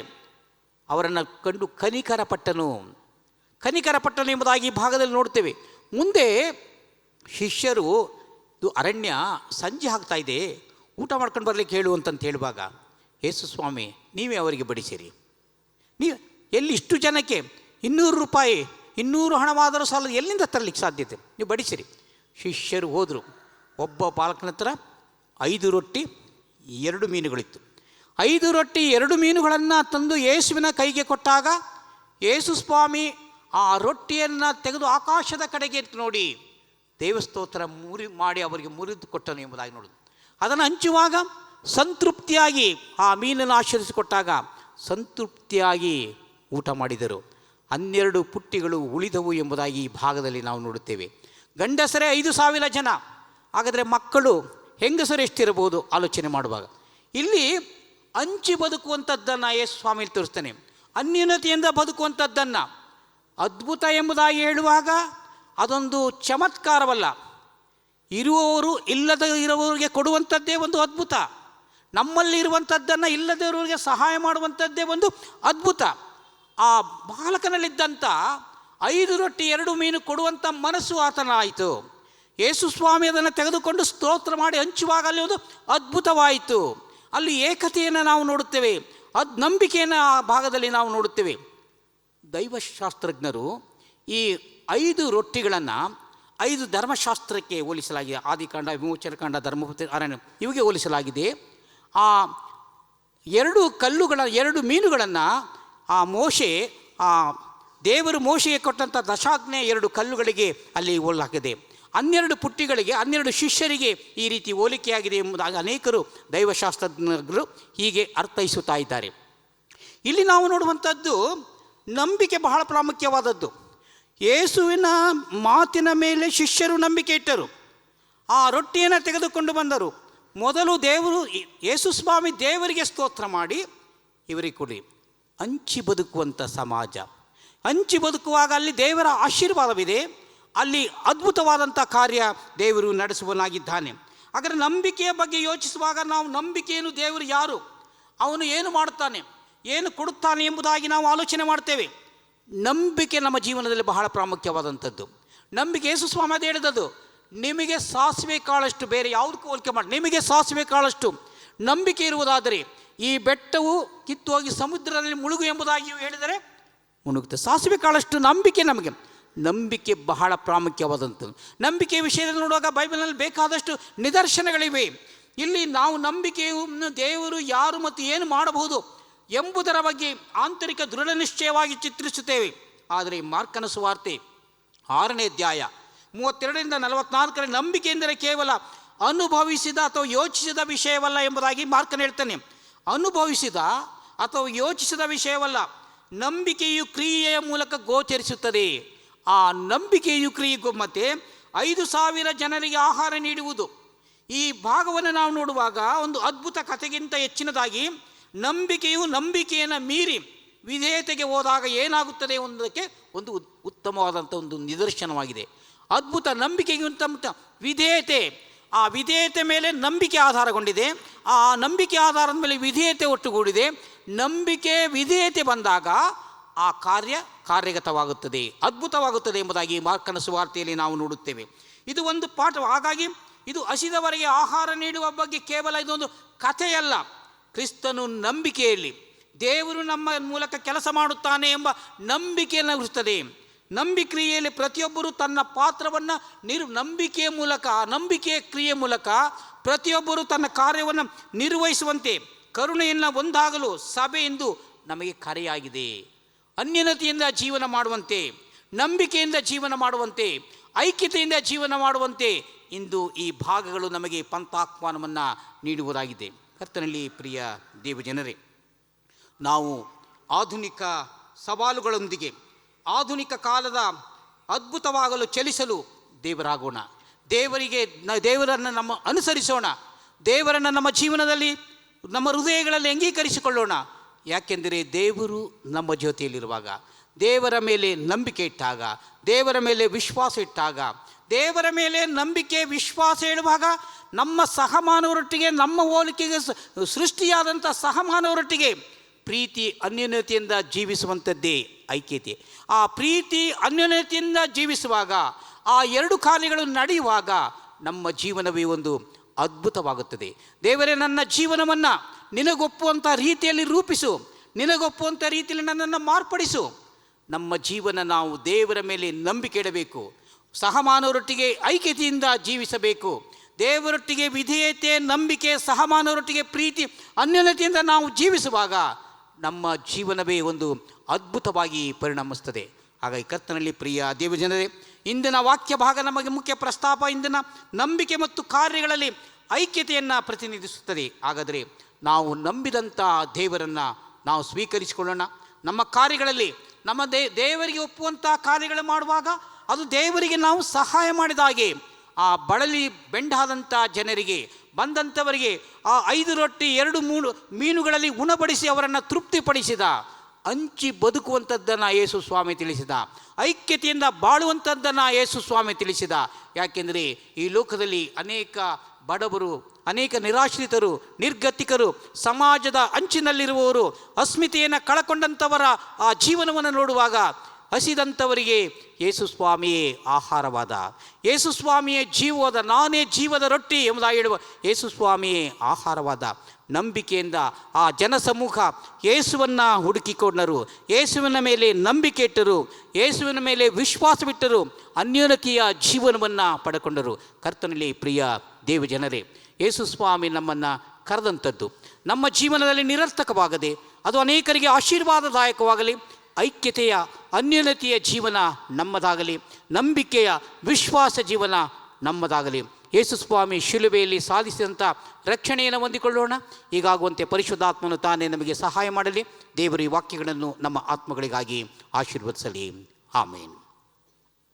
ಕಡೆಯದಾಗಿ 255ನೇ ಸಂಗೀತವನ್ನು ನಾವು ಹಾಡೋಣ. 255 ಜಪಕಾಲ ತೀರಿತೀಗ ವಾಕ್ಯ ಕೇಳಿಕೊಂಡೆವು.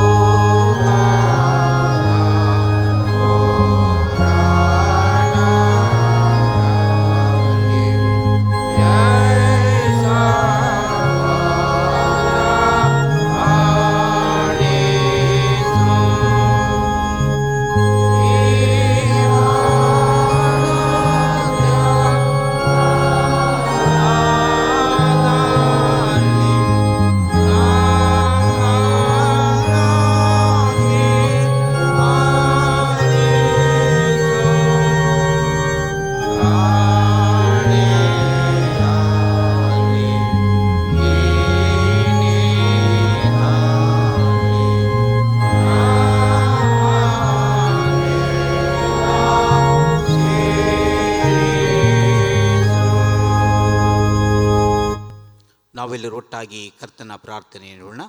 ಪರಲೋಕದಲ್ಲಿರುವ ನಮ್ಮ ತಂದೆಯೇ, ನಿನ್ನ ನಾಮವು ಪರಿಶುದ್ಧಗೊಳಿಸಲ್ಪಡಲಿ, ನಿನ್ನ ರಾಜ್ಯವು ಬರಲಿ, ನಿನ್ನ ಚಿತ್ತವು ಪರಲೋಕದಲ್ಲಿ ನೆರವೇರುವ ಪ್ರಕಾರ ಭೂಲೋಕದಲ್ಲಿಯೂ ನೆರವೇರಲಿ.